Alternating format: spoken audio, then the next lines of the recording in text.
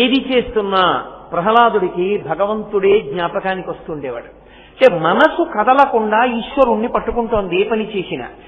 ఏ పని చేస్తున్నా భగవంతుణ్ణి పట్టుకోవడానికి వీలుగా మనసు నిలబడేటట్టుగా లోపల ఏర్పడినటువంటి స్థిరమైన భక్తి కదులుతున్న అమ్మవారి కన్నుల యొక్క అమృత దృష్టిపాతము వలన కలుగుతుంది.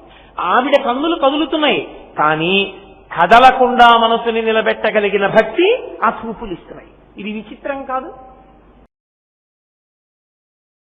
విశాల నీలోత్పల లోచనాయై, అమ్మవారి కన్నులు ఎలా ఉంటాయి అన్నది చెప్తున్నారు. ఆ కన్నులను ఆ చూపులను వర్ణిస్తున్నారు.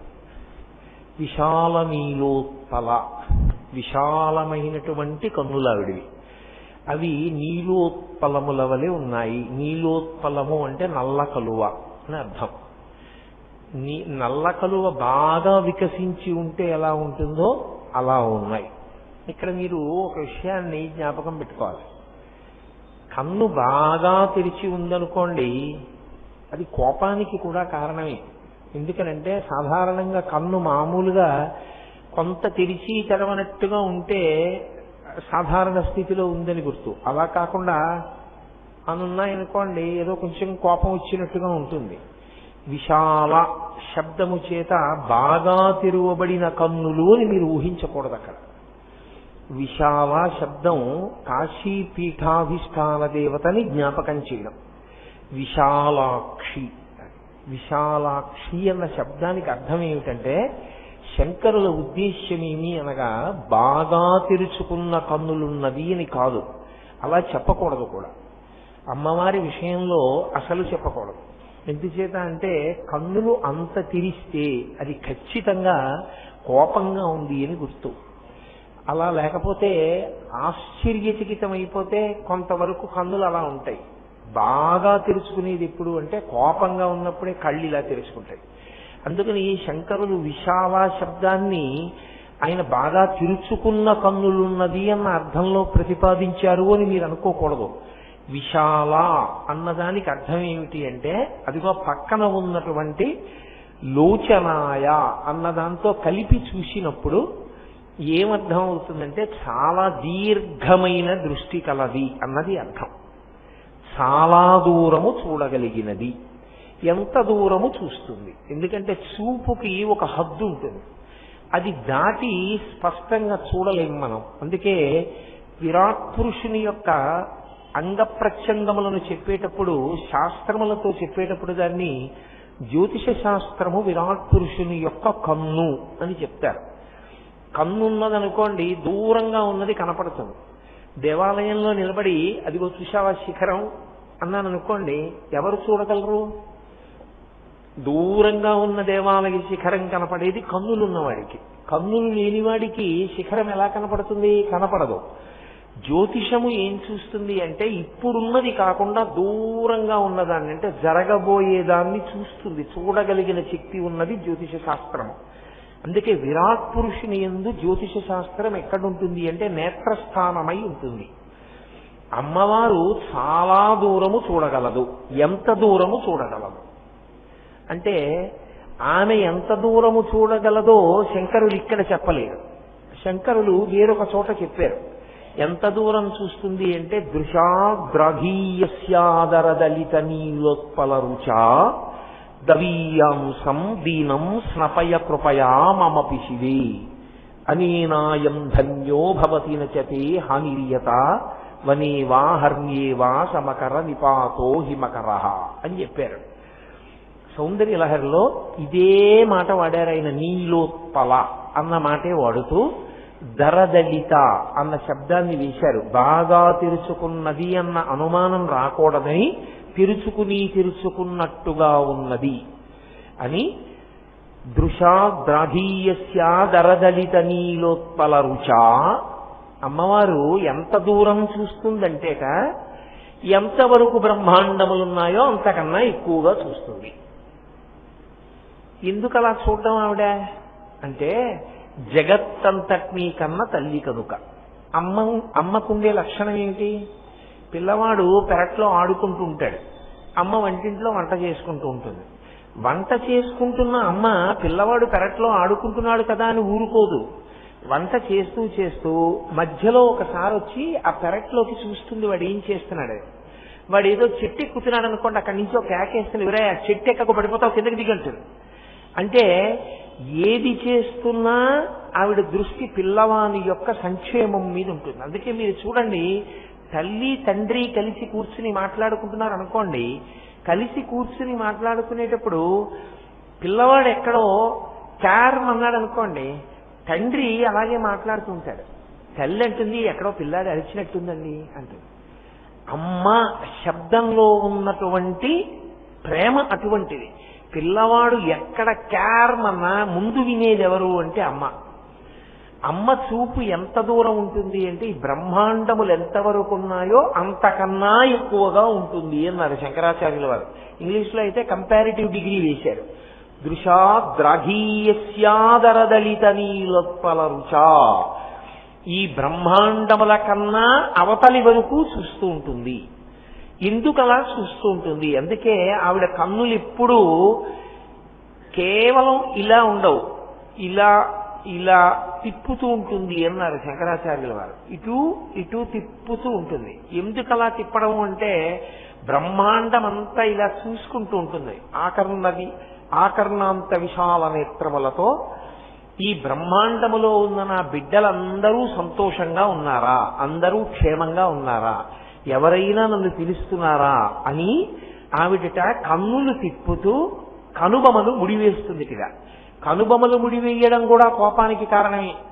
కోపం వచ్చినప్పుడు కనుబొమలు ఇలా ముడేస్తారు. రెండోది ఎప్పుడు ముడేస్తారు? బాగా దృష్టి పెడితే ముడివేస్తారు.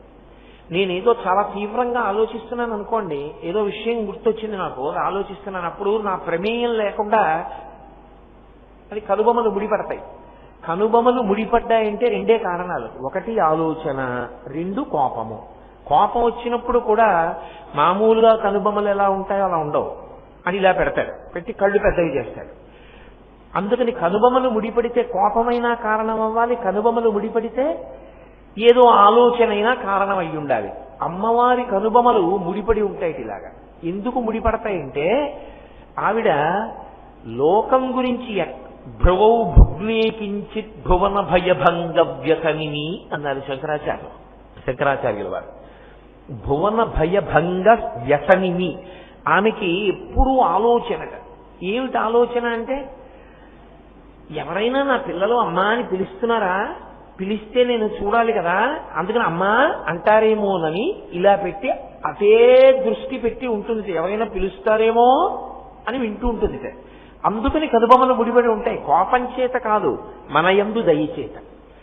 అసలు ఆ స్వరూపాన్ని మీరు ఒకసారి ఊహ చేస్తే పరదేవతకి నమస్కరించకుండా ఉండలేరు.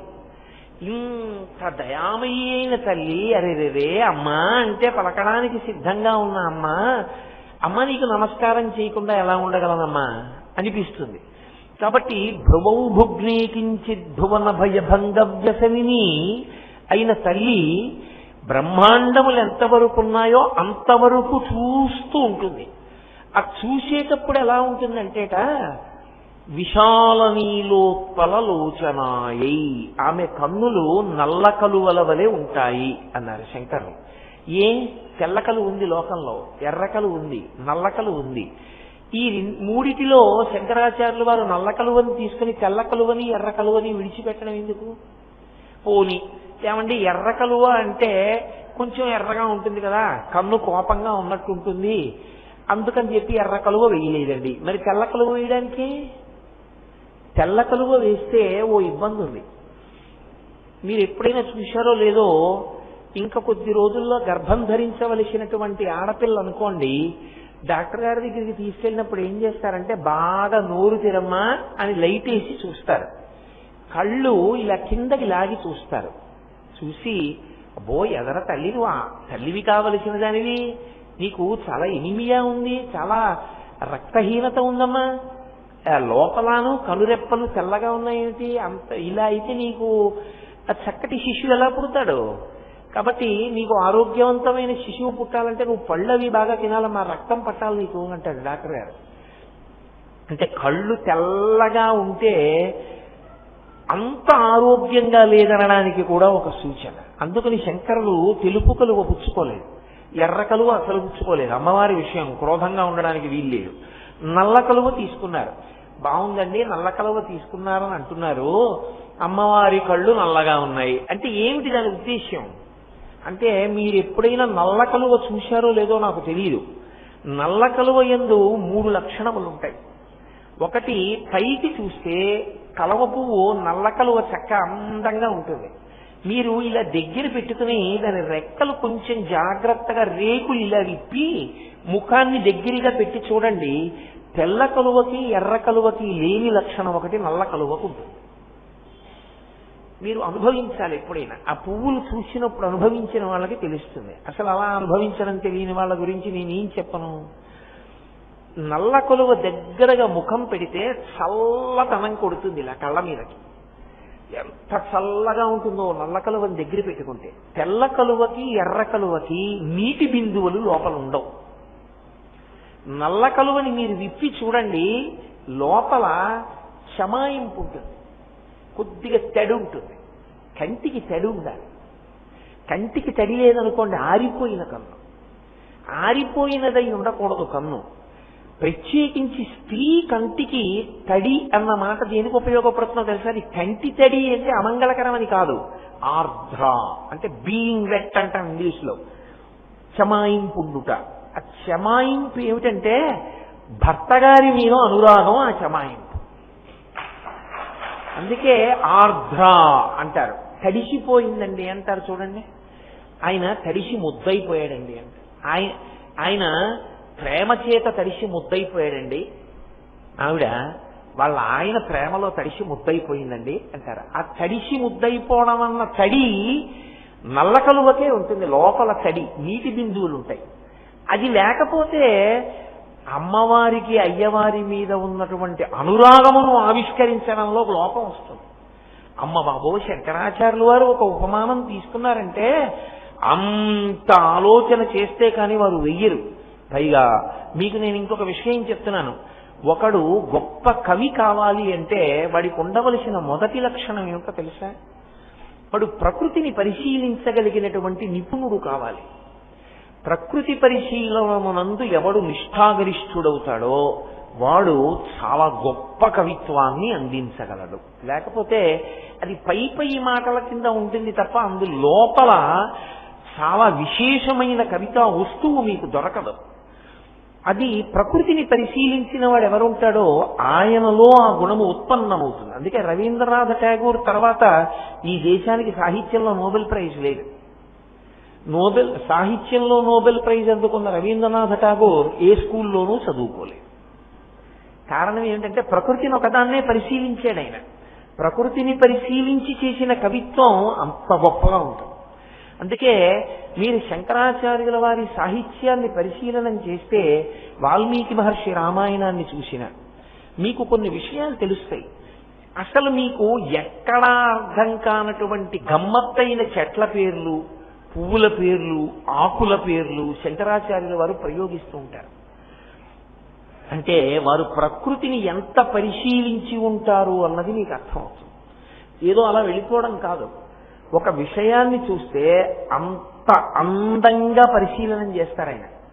అందుకే తెల్ల కలువకి, నల్ల కలువకి, ఎర్ర కలువకి తేడా చెప్తూ మీరు ప్రత్యేకించి సౌందర్యలహరి వినాలి, సౌందర్యలహరి చదువుకోవాలి. చదువుకుంటే ఆయన ఎక్కడెక్కడ ఏ కలువ పువ్వు వేస్తారో అమ్మవారి కంటికి దాన్ని బట్టి మీకు భావం తెలుస్తుంది. అంత లోతుగా ఉంటుంది. ఉపమానం వేస్తే మీరు ఎక్కడా ఇంకా పక్కకి తీలేరు. అన్ని లక్షణములు ఆ కంటిలోకి వచ్చేస్తాయి అంతే. అంత గొప్పగా తీసుకొచ్చేస్తారు ఆయన. అందులో ప్రత్యేకించి మీరు దేని గురించి చెప్పండి, ఇబ్బంది ఉండదు. ఏదో ఒక ఉపమానం వేసి సరిపెట్టే ప్రయత్నం చెయ్యొచ్చు. కన్నుల విషయంలో చాలా జాగ్రత్తగా ఉండాలి. ఎందుకనో తెలుసా? కన్నులు ఒక్కటే నవరసములను ఆవిష్కరిస్తాయి. శరీరంలో మిగిలిన ఏ అవయవమూ నవరసములను ఆవిష్కరించదు. ఏదో నాకు కోపం వచ్చిందనుకోండి, ఇలా అంటాను, నా చెయ్యి చెప్తుంది. నాలో ఏదో ఆశ్చర్యరసము ఆవిర్భవించిందనుకోండి, నా చేతి ద్వారా తెలియదు. కానీ శృంగార రసం నుంచి, బీభత్సం నుంచి, రౌద్రరసం, కరుణారసం అన్ని కళ్ళల్లోంచే పైకి తెలుస్తాయి. అందుకే శంకరాచార్యులు వారు సౌందర్యలహరిలో అమ్మవారి కళ్ళలోంచి పైకొచ్చేటటువంటి నవరసములను చెప్పవలసి వస్తే ఇంకొక అవయవంతో చెప్పలేదు, కళ్ళ మీదే చెప్పారు. శివే శృంగారార్ధ్ర అన్నారు అక్కడ. శివే శృంగారార్ధ్ర, ఆర్ధ్ర అంటే తడి. ఆవిడ కంటికి తడి ఉంది. ఏమా తడి? శివే శృంగారార్ధ్ర, పరమశివుని యందు ఆమెకి ఉన్నటువంటి ప్రేమయే ఆ కంటికి ఉన్నటువంటి తడి.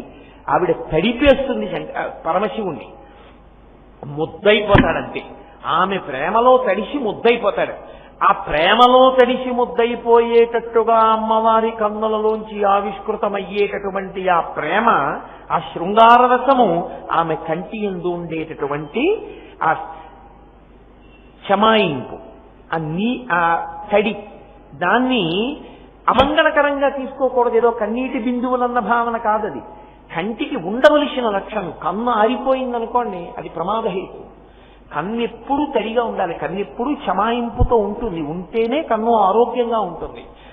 ఒక్క నల్ల కలువకి మాత్రమే ఆ నీటి బిందువులు ఉంటాయి.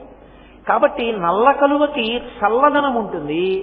నల్ల కలువకి మీకు చల్లదనాన్ని ఇచ్చేటటువంటి లక్షణం ఉంటుంది. నల్లటి కలువ దగ్గరికి వెళ్ళి మీరు వెడితే మీకు చల్లగా హాయిగా ఉంటుంది. అందుకే చూడండి, రాత్రి పడుకోబోయేటప్పుడు ఎవ్వరూను ఎర్రటి లైటు లేకపోతే పచ్చటి లైటు ఇలాంటివి వేసుకోరు. నీలంగా ఉండే లైట్ కానీ అటువంటివి వేసుకుంటారు. ఎందుకని అంటే అది కంటికి చల్లగా ఉంటుంది. పడుకున్నప్పుడు తొందరగా నిద్ర వస్తుంది, కంటిని ఇబ్బంది పెట్టదు అది. అంటే అమ్మవారి చూపులు ఎప్పుడూ నల్లగా ఉంటాయని గుర్తు. నల్లగా ఉండడం అంటే చల్లగా ఉండడం. నల్లతనం చల్లతనం కలిసి ఉండేది రెండిటిలో ఉంటుంది. ఒకటి నీరు నిండిన మేఘమునందు, కురిసేసిన మేఘంలో ఉండదు. మళ్ళీ అది శరత్కాల మేఘం అంటారు. అది తొందరగా వెళుతుంది, చాలా వేగంగా వెళుతుంది.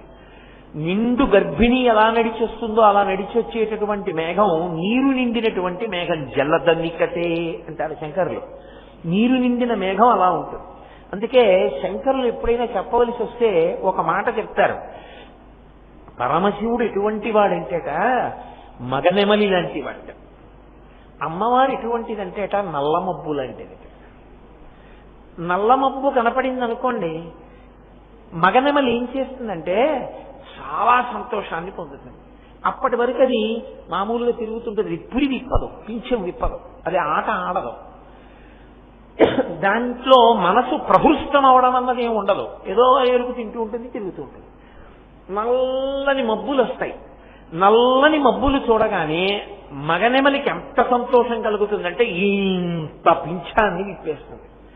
విప్పేసి నల్ల మబ్బుని చూస్తే చాలు క్రాంకణం చేసి ఆడుతుంది. శంకరాచార్యులు వారు పరమశివుణ్ణి అన్నారు, నువ్వు మగనెమలి లాంటి వాడివి, మా అమ్మ నల్ల మబ్బు లాంటిది అన్నారు. అమ్మవారు నల్లగా ఉంటుంది కదా, నారాయణి కాళి. నల్లగా ఉన్న అమ్మవారిని నల్ల మబ్బుతో పోల్చారు. ఎందుకంటే నీరు నిండిన మేఘం చల్లతనం నల్లతనం కలిసి ఉంటుంది. అది కురుస్తుంది. కురిస్తే లోకాలకన్నిటికీ శాంతి కలుగుతుంది, అన్నం దొరుకుతుంది. ఆ నల్లతనం చల్లతనం కలిసి ఉండేది నీరు నిండిన మేఘంలో ఉంటుంది, నల్ల కలువలో ఉంటుంది. అందుకే శంకరులు ఎక్కడైనా పోలిక వేస్తే అమ్మవారిని నల్ల మబ్బుతో పోలుస్తారు. అందుకే కృష్ణ భగవానుడు విష్ణు స్వరూపం నల్లటి మబ్బులో ఉంటారు. కారణం ఏమిటంటే ఆ నల్లతనం చల్లతనం కలిసి ఉంటాయి. ఇక్కడ కూడా శంకరులు విశాల నీలోత్పలలోచనాయై, అమ్మా నీ కన్ను చాలా దూరం చూసే లక్షణంతో ఉండి నల్ల కలువలా ఉంటుంది. అంటే మా పట్ల చల్లని చూపు కలిగినదై ఉంటుంది. ఎప్పుడూ ఎరుపెక్కుతుంది అని చెప్పడం అసలు కుదరనిది ఏది అంటే ఒక్క నల్ల కలువే. పైగా నల్ల కలువకుండే లక్షణం ఏమిటో తెలుసా అండి? మీరు ఎప్పుడైనా నల్ల కలువ పువ్వు దొరికితే జాగ్రత్తగా చూడండి. ఆ రేకులు పీకికండి. కొంచెం బాగా దగ్గరగా చూస్తే మధ్యలో దుద్దు ఉంటుంది. ఆ దుద్దు దగ్గర చూస్తే ఈ రేకులు దుద్దు దగ్గర ఎక్కడ ఎక్కుతాయో అక్కడ తెల్లగా ఉంటుంది. కంటికి కన్నంతా నల్లగా ఉందని చెప్పినా కన్ను యొక్క నల్లటి గుడ్డు పక్క భాగం తెల్లగా ఉండద్దు. లేకపోతే అది ఎలా సరిపోతుంది? నల్ల కలువ అయితే దానికి మొదట్లో తెలుపు ఉంటుంది, అందుకని కంటికి బాగా సరిపోతుంది, అమ్మవారి యొక్క చూపులలో చల్లతనానికి సరిపోతుంది. అందుకే విశాల నీలోత్పలలోచనాయై, విశాలమైనటువంటి దృష్టి కలిగిన అమ్మ. ఆ విశాలమైన దృష్టి అంటే ఎంత దూరమో చూస్తుంది, బ్రహ్మాండముల కన్నా ఎక్కువ దూరం. అంటే ఎప్పుడూ తన బిడ్డల్ని ఆదమరవకుండా తడివి చూసుకునేటటువంటి లక్షణమున్నవో అమ్మా, ఆ బ్రహ్మకీట జననివి కదా. అందుకని నీ కంటికి అటువంటి లక్షణాన్ని వేస్తూ విశాల నీలోత్పలలోచనాయై. బాగుందండి. అంటే అమ్మవారి కన్ను ఎప్పుడూ ఇలాగే ఉంటుందా? దానికి అలా చల్లగా చూడడం ఒక్కటే తప్ప ఇంకే లక్షణము ఉండదా? అప్పుడు మరికొన్ని ఇబ్బందులు వచ్చి చేరుతాయి. అలా అంటే మూకశంకరులు చాలా గొప్పగా పూరించారు దీన్ని. ఈ నల్లకలు అంటే శంకర భగవత్పాదుల యొక్క ఆలోచనకి మరింత సమగ్ర స్వరూపాన్ని తీసుకొచ్చారు కటాక్ష శతకంలో మూకశంకరులు. నాకు జ్ఞాపకం ఉంటే ఆ శ్లోకాన్ని అంటాను. అందులో ఆయన ఒక మాట అంటారు, నీలోపిరాగమధికం జనయత్పురారే. అమ్మా, నీలోపి అంటే నల్ల కలువ. నల్ల కలువ నల్లగా ఉంటుంది. నల్లటి కలువలోంచి ఎర్రని రంగు రాకూడదు కదూ, అవునా కాదా? అది ఎర్రని కలువ అయితేనే ఎరుపు రంగు రావాలి. నల్ల కలువలోంచి ఎరుపు రంగు రాదని కదా నేను మీతో చెప్పాను. నల్ల కలువలోంచి ఎర్ర జీర రాకపోతే, ఎర్ర రంగు రాకపోతే, ఎరుపు దేనికి సంకేతమో తెలుసా? అనురాగానికి సంకేతం.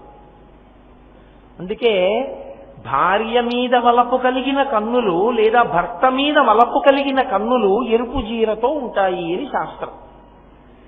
మరి ఎరుపు జీర రాకపోతే అమ్మా, నీకు పరమేశ్వరుని యందు ఉన్నటువంటి ప్రేమను ఎరుపుతో ఎలా ఆవిష్కరించడం కుదురుతుంది? అది నల్ల కలువే అయిపోతే, అసలు ఎప్పుడు ఎరుపు రాకపోతే. అంటే మూకశంకరులు అన్నారు, ఇది సృష్టిలోనే విచిత్రమమ్మా. నీలో అపి అంటే కూడా, అయి కూడా అని అర్థం సంస్కృతంలో. నీలోపి నల్ల కలువ అయ్యుండి కూడా రాగమధికం జమయం పురారే, పురములను పడగొట్టినటువంటి పురారి అయినటువంటి పరమేశ్వరుని యందు వలపు రగిలించగలిగినటువంటి కనపడని ఎరుపు కాంతులు ఒక్క పరమశివుడికి మాత్రమే కనపడగలిగిన ఎరుపు కలిగిన కన్నులు నీవమ్మా. ఆ ఎరుపు మాకు కనపడకూడదు. అందులో పవిత్రత ఏమిటో తెలుసా? అమ్మని కామంతో చూడడానికి అర్హత ఉన్నది నాన్నగారికి ఒక్కరికి. నా తల్లి మా అమ్మని అనురాగ భావనతో చూసేవారెవరు? మా నాన్నగారు ఒక్కరే. మా నాన్నగారు ఒక్కరిది అధికారం మా అమ్మను అలా చూసే అధికారం. మా అమ్మ మా నాన్నగారి పట్ల అనురాగంతో చూసేటటువంటి అధికారం మా అమ్మకే ఉంది నాన్నగారి మీద. అలాగా మా అమ్మ మా వంక చూస్తే నల్లని చూపులు, చల్లని చూపులు, కరుణతో కూడిన చూపులు, ప్రేమతో కూడిన చూపులు. అందుకని అసలు మా అమ్మ కన్నులలో అనురాగపు చూపులు, మా అమ్మ కన్నుల వలపు చూపులు మాకు కనపడవు. ఎందుకని మా నాన్నగారికే కనపడతాయి.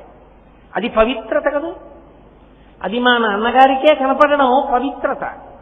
అందుకని మాకెప్పుడు నల్ల కలువ కనపడుతోంది, కానీ ఎర్రతనం ఉంది, అనురాగం ఉంది, శృంగారరసం ఉంది. అది ఎవరికి కనపడుతుందో తెలుసా?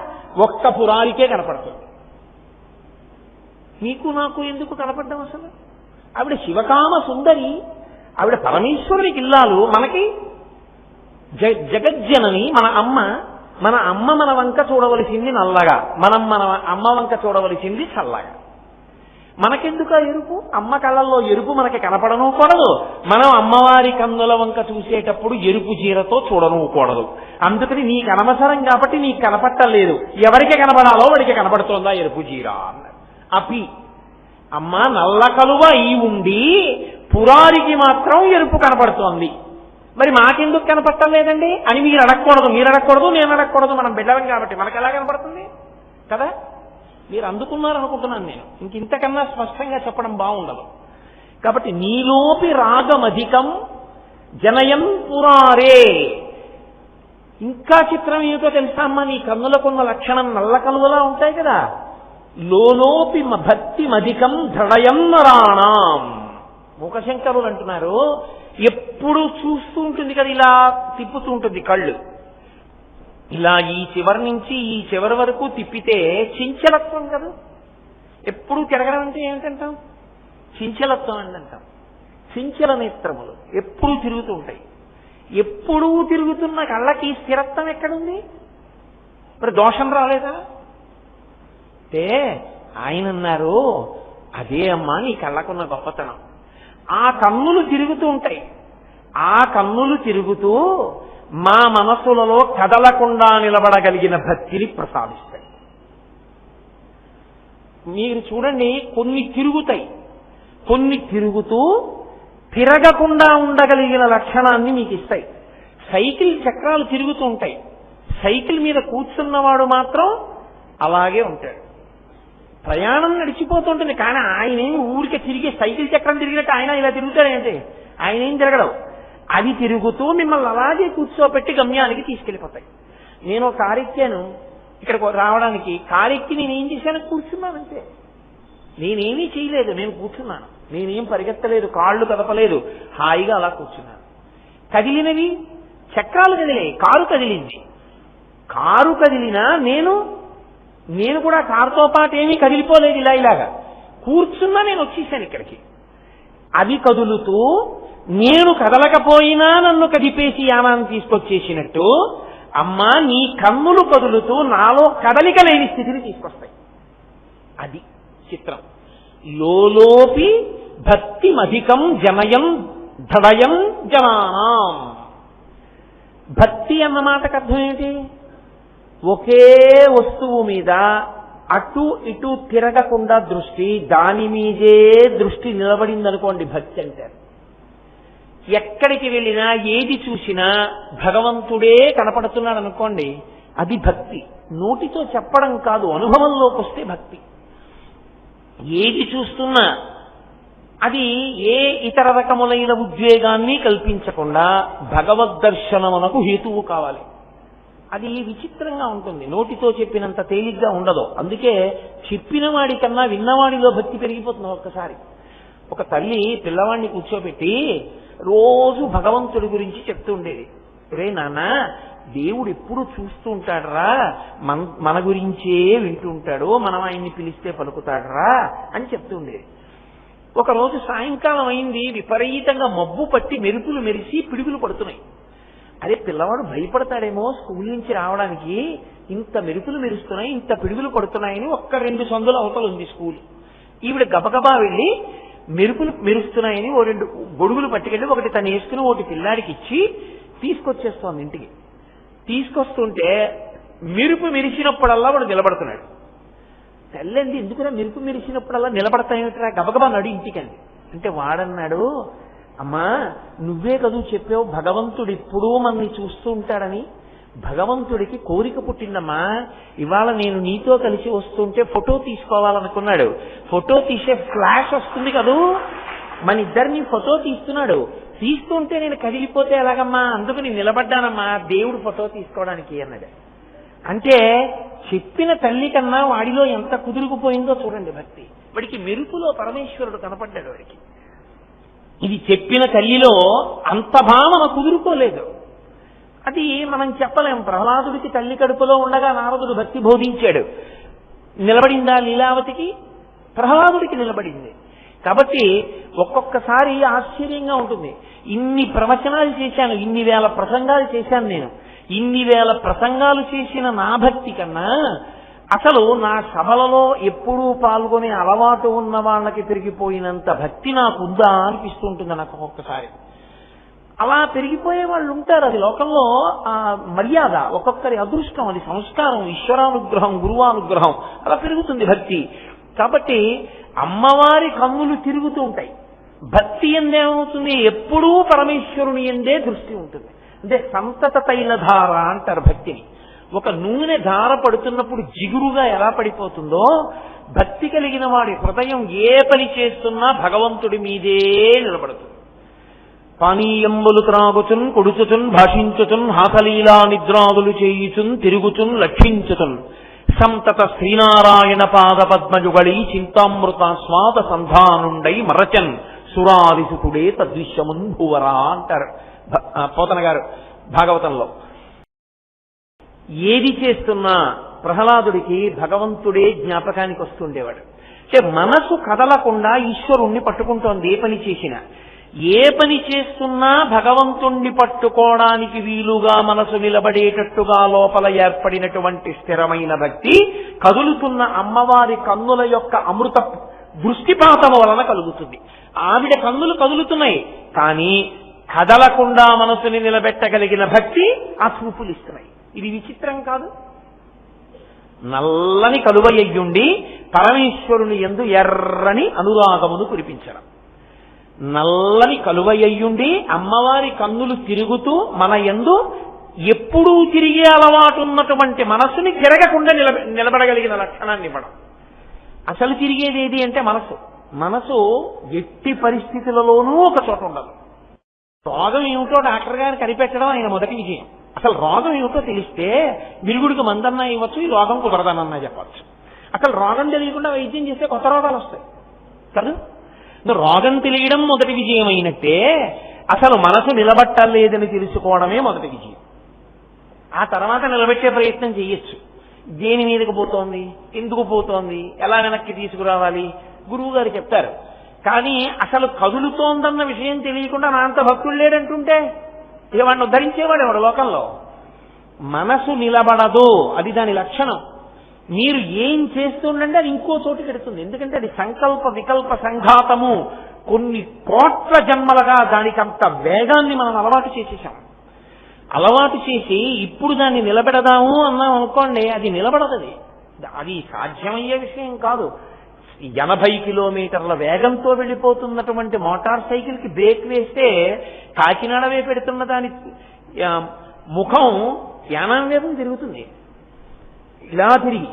అంతేగాని 80 కిలోమీటర్ల వేగంతో వెడుతున్న దాన్ని బ్రేక్ వేస్తే ఎక్కడున్నది అక్కడ నిలబడిపోదు. 10 కిలోమీటర్ల వేగంలో వెడుతున్న దాన్ని ఆపితే ఎక్కడున్నది అక్కడ ఆగుతుంది. అసలు దాని వేగం తగ్గించాలి, లేకపోతే అది అలా తిరుగుతూ ఉంటుంది. దానికి అది అలవాటు అయిపోయింది. కాబట్టి మీరు చూడండి, పూజ చేస్తుంటే ఓం కేశవాయ నమః అక్కడ ఉంటుంది, ఓం నారాయణాయ నమః. సాయంకాలం 5:15కి బయలుదేరితే 1/2 గంట లేట్ అయిపోతుంది యానం వెళ్ళడం. 5:30కి బయలుదేరితే 5:30కి అవుతుందా? సంధ్యావందనం అవ్వాలి, స్నానం అవ్వాలి, ఆఫీస్ నుంచి రావాలి, పంచ కట్టుకోవాలి, కారు ఎక్కాలి. ఎక్కడవుతాయి ఇన్ని? తప్పదు, 1/2 గంట లేట్ అయితే అయింది. మనం ఏం చేయగలం? ఇంకంతకన్నా మన చేతిలో లేదు. ఈలోగా మామాలన్నీ అయిపోయాయి. ఇది ఎక్కడుంది? యానం 6:30కి వెళ్ళడానికి ఏం చెయ్యొచ్చు అన్నది ఆలోచిస్తోంది. అంటే ఇది కారు, పంచ కట్టుకోవడం, ఇవన్నీ ఇది ఆలోచిస్తోంది. ఇక్కడ నోరు నామని చెప్పింది, ఇది పూలు వేసింది, అయిపోయింది పూజ. అంటే మనసుకి వెళ్ళిపోయే లక్షణం ఉన్నది. వెళ్ళిపోయే లక్షణం ఉన్న మనసు చంచలత్వము, అది కదిలి వెళ్ళిపోతుంది. ఎప్పుడు అది నిలబడదు ఒక చోట. అమ్మవారి కన్నులు నిలబడవు, ఇలా తిరుగుతుంటాయి. తిరిగే అలవాటు ఉన్నటువంటి అమ్మవారి కన్నులను ఎవడు ధ్యానం చేస్తాడో వాడికి మనసు నిలబడ్డం అలవాటు. అది చిత్రం కాదు? తిరిగేది అంతకన్నా వేగంగా తిరిగేదాన్ని నిలబెడుతోంది. ఇది నీ అమ్మా నీ కన్నులకున్న శక్తి. కాబట్టి లోలోపి భక్తి మధికం హృదయం నరాణం. భక్తుల యొక్క మనసులను నిలబెట్టి భక్తి మీద నిలబెట్టేస్తోందమ్మా నీ మనసు. నీ కన్ను ఎంత గొప్ప కన్నమ్మా, అది నల్ల కలువగా ఉంది, ఎంత ఉపకారం చేస్తోంది. అక్కడతో ఊరుకుందా? ఊరుకోదు. తల్లి, నీ కన్ను చేసేటటువంటి మరొక మహోపకారం ఏమిటో తెలుసా? వక్రోపి దేవి నమతాం సమతాం వితంవన్. వక్రోపి, వక్రోపి అంటే వంకర టింకరులుగా ఉండుట. అమ్మవారి చూపు ఇలా చూసేటప్పుడు ఇలా చూస్తుంది, ఇలా చూస్తుంది, ఇలా చూస్తుంది. చూసేటప్పుడు అదే సరళ రేఖలా ఓ గీతలా ఏముండదు. ఇలా ఇలా ఇలా ఇలా చూస్తుంది, వంకర వంకరగా ఉంటుంది కదా. మరి చూపు ఇలా తిప్పినప్పుడు ఇలా వంకరగా తిరిగిందా లేదా? వంకర చూపులు అంటారు. మరి అమ్మవారి ఇక్కడి నుంచి ఇక్కడికి ఇలా చూస్తే చూపు ఇలా గీసినప్పుడు వంకరగా ఉందిగా. అయినా అమ్మ గొప్పతనం ఏమిటో తెలుసా నీ చూపుకి? ఇలా తిప్పినప్పుడు ఇలా పడ్డ నీ చూపు ఎవరి మీద పడుతోందో, ఎవడు భక్తితో ఆ చూపులలో పడుతున్నాడో వాడికి నమతాం, నీకు నమస్కరించి నీ కన్నుల చూపులు మీద పడేటట్టు నిలబడినవాడు సమతాం వితన్వన్. వాడికి అన్నిటి యందు సమానమైన వస్తువుని చూడడం అలవాటవుతోంది. అన్నిటి యందు సమానముగా ఉండేదేది? ఆత్మ. అన్నిటా ఆత్మను చూడగలుగుతున్నాడు. అందుకే ముఖశంకరులు ఆర్యాశతకంలో ఉంది అంటారు, శివ శివ పశ్యంతి సమం శ్రీ కామాక్షి కటాక్షితాః పురుషః విపినం భువనం అమిత్రమిత్రం లోష్టంచ యువతి బింబోష్టం అంటారు. శివ శివ పశ్యంతి సమం ఆమ్రేడితం వేశారు. ఎంత ఆశ్చర్యం! అమ్మవారి చూపు ఎవరి మీద పడిందో వాళ్ళకి ఎంత సమభావన ఏర్పడిపోతుందంటే, వాడికి విపినం భువనం, అరణ్యానికి పెద్ద అంతఃపురానికి తేడా తెలియదు. అమిత్రమిత్రం, శత్రువుకి మిత్రువుకి తేడా ఉండదు, మిత్రుడికి తేడా ఉండదు. లోష్టంచ యువతి బింబోష్టం, యువతి బింబోష్టమునకు లోష్టం అంటే ఒక రాతికి తేడా ఉండదు. అంత సమానత్వమును పాటించగలిగిన వాడైపోతాడు అంటే అంతటా భగవద్ దర్శనము చెయ్యగలిగిన వాడైపోతాడు ఆవిడ చూపు పడితే. కాబట్టి అమ్మవారి చూపులు విశాలమైనటువంటి నల్ల కలువవలి ఉన్నాయి అని శంకరాచార్యుల వారు అండమంటే, కేవలంగా ఏదో అమ్మవారి కళ్ళు విశాలమైన బాగా విచ్చుకున్నటువంటి ఒక నల్ల కలువ పువ్వు ఎలా ఉంటుందో అలా ఉంటాయి, అది కాదు ఆయన ఆలోచన. ఆయన ఆలోచనలో అనేక భావములను ఆయన నల్ల కలువను అడ్డు పెట్టి చెప్తున్నారు. ఒకటి, ఆమె తన భర్త యందు అంత అనురాగము కలిగినది. రెండు, ఆమె తన బిడ్డల పట్ల అంత దయా ప్రేమ కలిగినది. మూడు, ఆమె పరమకారుణ్యశీలి అయి ఎప్పుడూ చూస్తూనే ఉంటుంది లోకాన్ని, ఎవరు అమ్మా అంటారో రక్షించాలని చూస్తూ ఉంటుంది. కాబట్టి ఇప్పుడు అమ్మవారి యందు భక్తిని కల్పించడానికి శంకరులు దీన్ని ప్రమాణంగా తీసుకుని మాట్లాడుతున్నారు. కాదు, మీరు ఒక ఇంటి ఇల్లాలిని చూడండి, ఇంటి ఇల్లాలి కన్నులు కూడా అలాగే ఉండాలి. ఇంకా నేను వేరే దానికి వివరణ చెయ్యక్కర్లేదు. తన బిడ్డల యందు అపారమైనటువంటి ప్రేమ, తన భర్త యందు మాత్రమే విశేషమైనటువంటి అనురాగము, తన వారి గురించి ఎప్పుడూ తాపత్రయం. కొత్తగా చెప్పక్కర్లేదు ఏ తల్లికైనా. మహానుభావుడు బసవపురాణం చేస్తూ ఓ మాట అంటాడు, పాల్కురికి సోమనాథుడు ఓ మాట అన్నాడు, ఒక మొగ్గలో సౌరభము లేదు. మీరు మల్లె మొగ్గని తీసి, చిన్న మొగ్గని విప్పి చూశారనుకోండి, పసరిక వాసన వస్తుంది, దాంట్లో సౌరభం ఉండదు. అదే చిన్న మల్లె మొగ్గ ఇంత మల్లె మొగ్గ అయి సంధ్యాకాలంలో విచ్చుకున్నప్పుడు మీరు వాసన చూశారనుకోండి, మీరు వాసన చూడక్కర్లేదు, దగ్గర నిలబడితే సౌరభం వస్తుంది. మొగ్గలో లేని సౌరభము పువ్వుగా ఉన్నప్పుడు ఎలా వచ్చింది అంతే, అది సృష్టి రహస్యం, అది ఎవరికీ తెలియదు. మొగ్గగా ఉన్నప్పుడు పసరిక వాసన, పువ్వుగా ఉన్నప్పుడు విశేష సౌరభం.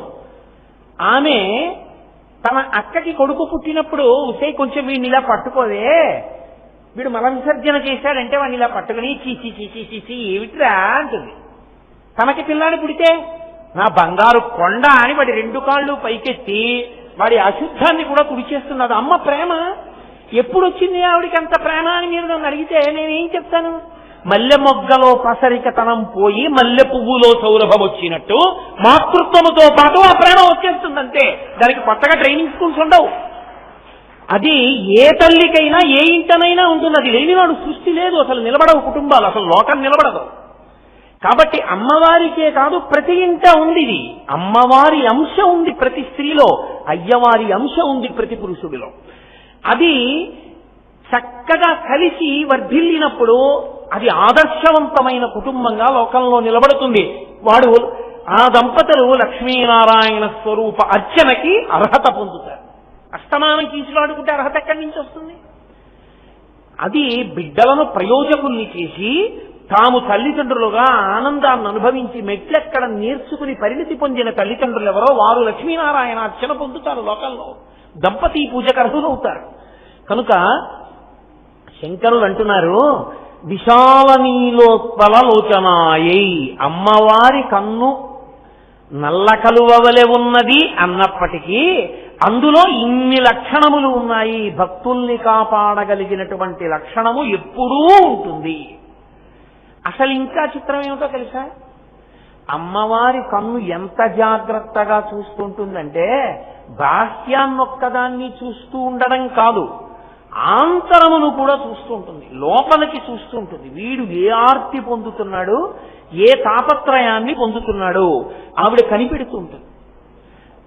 నేను ఎప్పటికో ఉదాహరణ కూడా చెప్పవచ్చు, అసంఖ్యాకముగా ఉన్నాయి అమ్మవారి అనుగ్రహం అంటే. కానీ ఈ మధ్య కాలంలో మహానుభావులు కాబట్టి నేను తరచుగా వారి గురించి మాట్లాడుతూ ఉంటాను.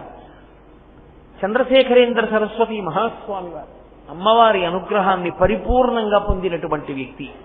అలాగే తాడేపల్లి రాఘవనారాయణ శాస్త్రి గారు చెందోలు, ఇక్కడే ఎంతో దూరం కాదు, తెనాలిలో ఉండేవారు ఆయన. ఆయన మహానుభావుడు దేవీ నవరాత్రులు చెయ్యవలసి వస్తే ప్రతిరోజు కొద్ది వందల మందికి భోజనం పెట్టేవారు. ఇంట్లో ఆయన పూట తినడానికి కావలసిన 2 షేర్ల బియ్యం ఉండేవి.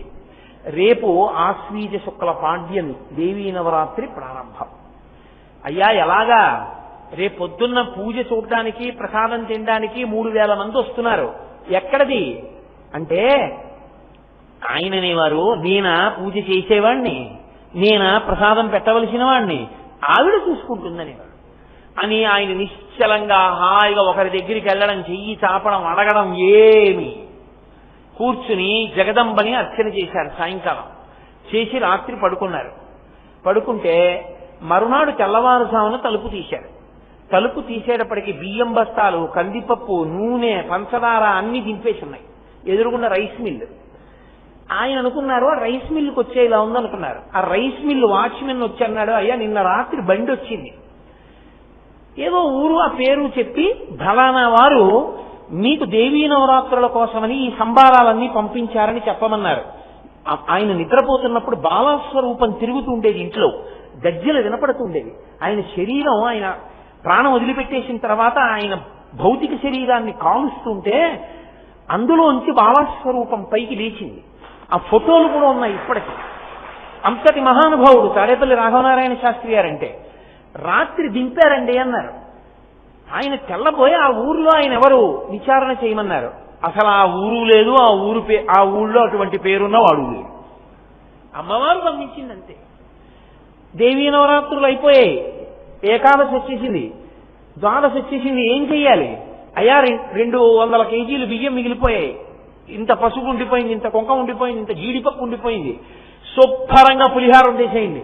ఏం చెయ్యం ఇంత పులిహార? ఊళ్ళో వాళ్ళకి పంచిపెట్టేసేయండి. అలా వెళ్ళిపోతున్న బస్సులు నాపేసి బస్సుల్లో ఉన్న వాళ్ళందరికీ ప్రసాదం పెట్టేయండి. మరి ఎల్లుండి తినడానికి మనకి అమ్మవారు ఇస్తుందిరా, నీకెందుకు నాకెందుకురా అనేవారు. అది రాఘవనారాయణ శాస్త్రి గారి జీవితం అంటే. మహాపురుషులు అలా జీవించారు. వాళ్ళు స్వార్థంతో నాకని పట్టుకెళ్ళింది లేదు. పరమేశ్వరుడు ఉన్నాడు, పరదేవత ఉందని నమ్ముకు బతికారు. వాళ్ళ జీవితాలు అలాగే మల్లె పువ్వుల్లో వెళ్ళిపోయాయి. ఆ తల్లి ఆంతరమును చూడగలదు, నీ నిష్ఠ, నీ భక్తి ఆవిడ చూడగలదు, చూసి నిన్ను ఆదుకోగలదు. ఆ తల్లికి అది పెద్ద విశేషమని మీరు అనుకోకండి. మీరు నమ్మండి, అమ్మవారి యొక్క అనుగ్రహాన్ని అలా పొందినటువంటి మహాత్ములు లోకంలో ఎందరో ఉన్నారు. ఆవిడ అనుగ్రహంతో కోరికలు తీరిన వారు ఎందరో ఉన్నారు లోకంలో. అటువంటి జగదంబ కాబట్టి ఆమె కన్నులలో నల్ల కలువ అయితే ఆ కన్నుల వెనక ఉన్న చల్లతనం అది. చల్లని చూపన్న మాటకు అర్థం అమ్మని నమ్మి నిలబడిన వాడి కోరిక తీర్చగలదు ఆ అమ్మ. కాబట్టి అమ్మా నీ కన్నులు అటువంటివమ్మా. కాబట్టి విశాల నీలోత్పలలోచనాయై శంకరుడిది వికాసి పంకేరుహలోచనాయ. పరమేశ్వరుడి కన్ను దగ్గరికి వచ్చేటప్పటికీ శంకరాచార్యుల వారు ఈ రంగని చెప్పలేదు, నల్లగా ఉంటుందని చెప్పలేదు, తెల్లగా ఉంటుందని చెప్పలేదు, ఎర్రగా ఉంటుందని ఆయన చెప్పలేదు. వికాసి బాగా విచ్చుకున్నా అంటే ఇలా కోపంతో అని కాదు, మళ్ళీ మీరు గుర్తుపెట్టుకోవాలి. విశాలాక్షి ఎలా చూస్తుందో విశ్వనాథుడు అలాగే చూస్తాడు. ఆయన బ్రహ్మాండమంతా కళ్ళు తిప్పుతూ చూస్తూ ఉంటాడు, ఎవరు నన్ను పిలుస్తున్నారు అని చూస్తూ ఉంటాడు. అలా చూసేటటువంటి పరమాత్మ పంకేరుహము అంటే కలవ పువ్వు, తామర పువ్వు. ఆయన కన్ను కూడా తామర పువ్వులా ఉంటుంది. ఏ అమ్మవారి కంటిని చెప్పిన ఆయన నీలోత్పలం అన్నారు కదా, ఇక్కడికి వచ్చేటప్పటికి ఇక్కడ ఎందుకు వేయలేదు ఆయన కంటికి రంగు అంటే అయ్యవారి కంటికి ఎరుపెక్కే లక్షణం ఒకటి ఉంది. అది ఎరుపెక్కుతూ ఉంటుంది. అది అలా ఎరుపెక్కకపోతే లోకాలు నిలబడవు. అమ్మవారి కంటికి ఉన్న లక్షణం ఏమిటో తెలుసా? అసలు ఎరుపెక్కడం తెలియదు, ఎప్పుడూ నల్లగా ఉంటుంది. అప్పుడప్పుడు ఎర్రగా ఉన్నట్టు కనపడినా అది తాటాకుమంట, ఆ కోపం నిలబడదు. అమ్మ కోపం ఏం నిలబడుతుందండి నా బుర్ర? నిలబడితే తండ్రి కోపం నిలబడుతుంది కానీ అమ్మ కోపం అసలు 5 పైసలకి పనికొచ్చే కోపమే కాదు. ఎందుకో తెలుసా? మీరు చూడండి, నేను ప్రతిదానికి ఉదాహరణ చెప్పక్కర్లేదు.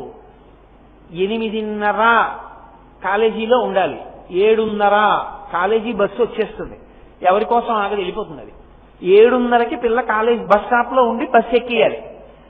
పిల్ల 7:15 స్నానానికి వెడుతుంది.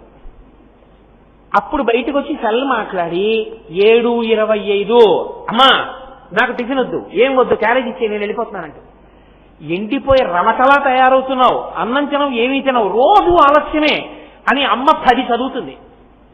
అది గుడ్లు నీరు పెట్టుకుని, నేను ఇంకా జడ కూడా వేసుకోలేదు, నాకు అక్కర్లేదని ఇలా పైన వేసుకుంటున్నాను, అసహ్యంగా అలా ఉండకు, బాగుండదు అని నిలబెట్టి గట్టిగా ఇలా ఇలా దువ్వేస్తుంది. అది తొందరగా లేవు, ఎన్ని మాటలు చెప్పినా అంతే. మీ నాన్నకు అసలు పట్టింపు లేదు, పొద్దున్న 6ంటికి పోతే పూజా మందిరంలోంచి 9ంటికి వస్తాడు ఆయన, అందరి మీద చదివేస్తుంది. ఏమిటి ప్రయోజనం? ఆ వెనక నుంచి దువ్వేస్తుంది, జడ వేసేస్తుంది, జాజి పూలు పెట్టేస్తుంది, ఉండి నేను పెట్టేస్తానని గబగబా అన్నం కలిపేస్తుంది, నోట్లో పెట్టేస్తుంది, చదువుతూనే ఉంటుంది దండకం. దండకం ఎంత చదువుతోందో ప్రేమతో జడేసేసి పువ్వులు ఎట్టేసి అన్నం పెట్టేయడం కూడా అలా అయిపోతుంది. అయిపోయి ఏం పర్వాలేదు కానీ రే కాస్త బాబు ఏమనుకోకు నాయనా, నువ్వు మళ్ళీ వచ్చి చదువుకుంది కానీ దీన్ని కాస్త దింపేద్దు అని వెళ్ళిపోతున్నటువంటి ఎదురింటి వాళ్ళ అబ్బాయిని కాస్త పిల్లని స్కూల్లో దింపేయమని, ఆ బస్ స్టాప్ లో దింపేయమని దింపించేసి, ఎందుకైనా మంచిదని బొడ్డులోంచి 10 రూపాయలు తీసి దాని చేతిలో పెట్టి బస్సు వెళ్ళిపోతే ఆటో ఎక్కి సర్పవరం వెళ్ళి ఎక్కువ అంటుంది. అంటే కోపం ఏమైనా ఉపయోగం ఉందా? శిక్ష ఏమైనా ఉందా అందులో? కోపము ప్రేమ 2 నడిచిపోతాయి, అంతేగాని కోపము శిక్ష నడవవు. అమ్మ కోపంలో, నాన్న కోపం అలా కాదు, కోపము శిక్ష నడుస్తాయి.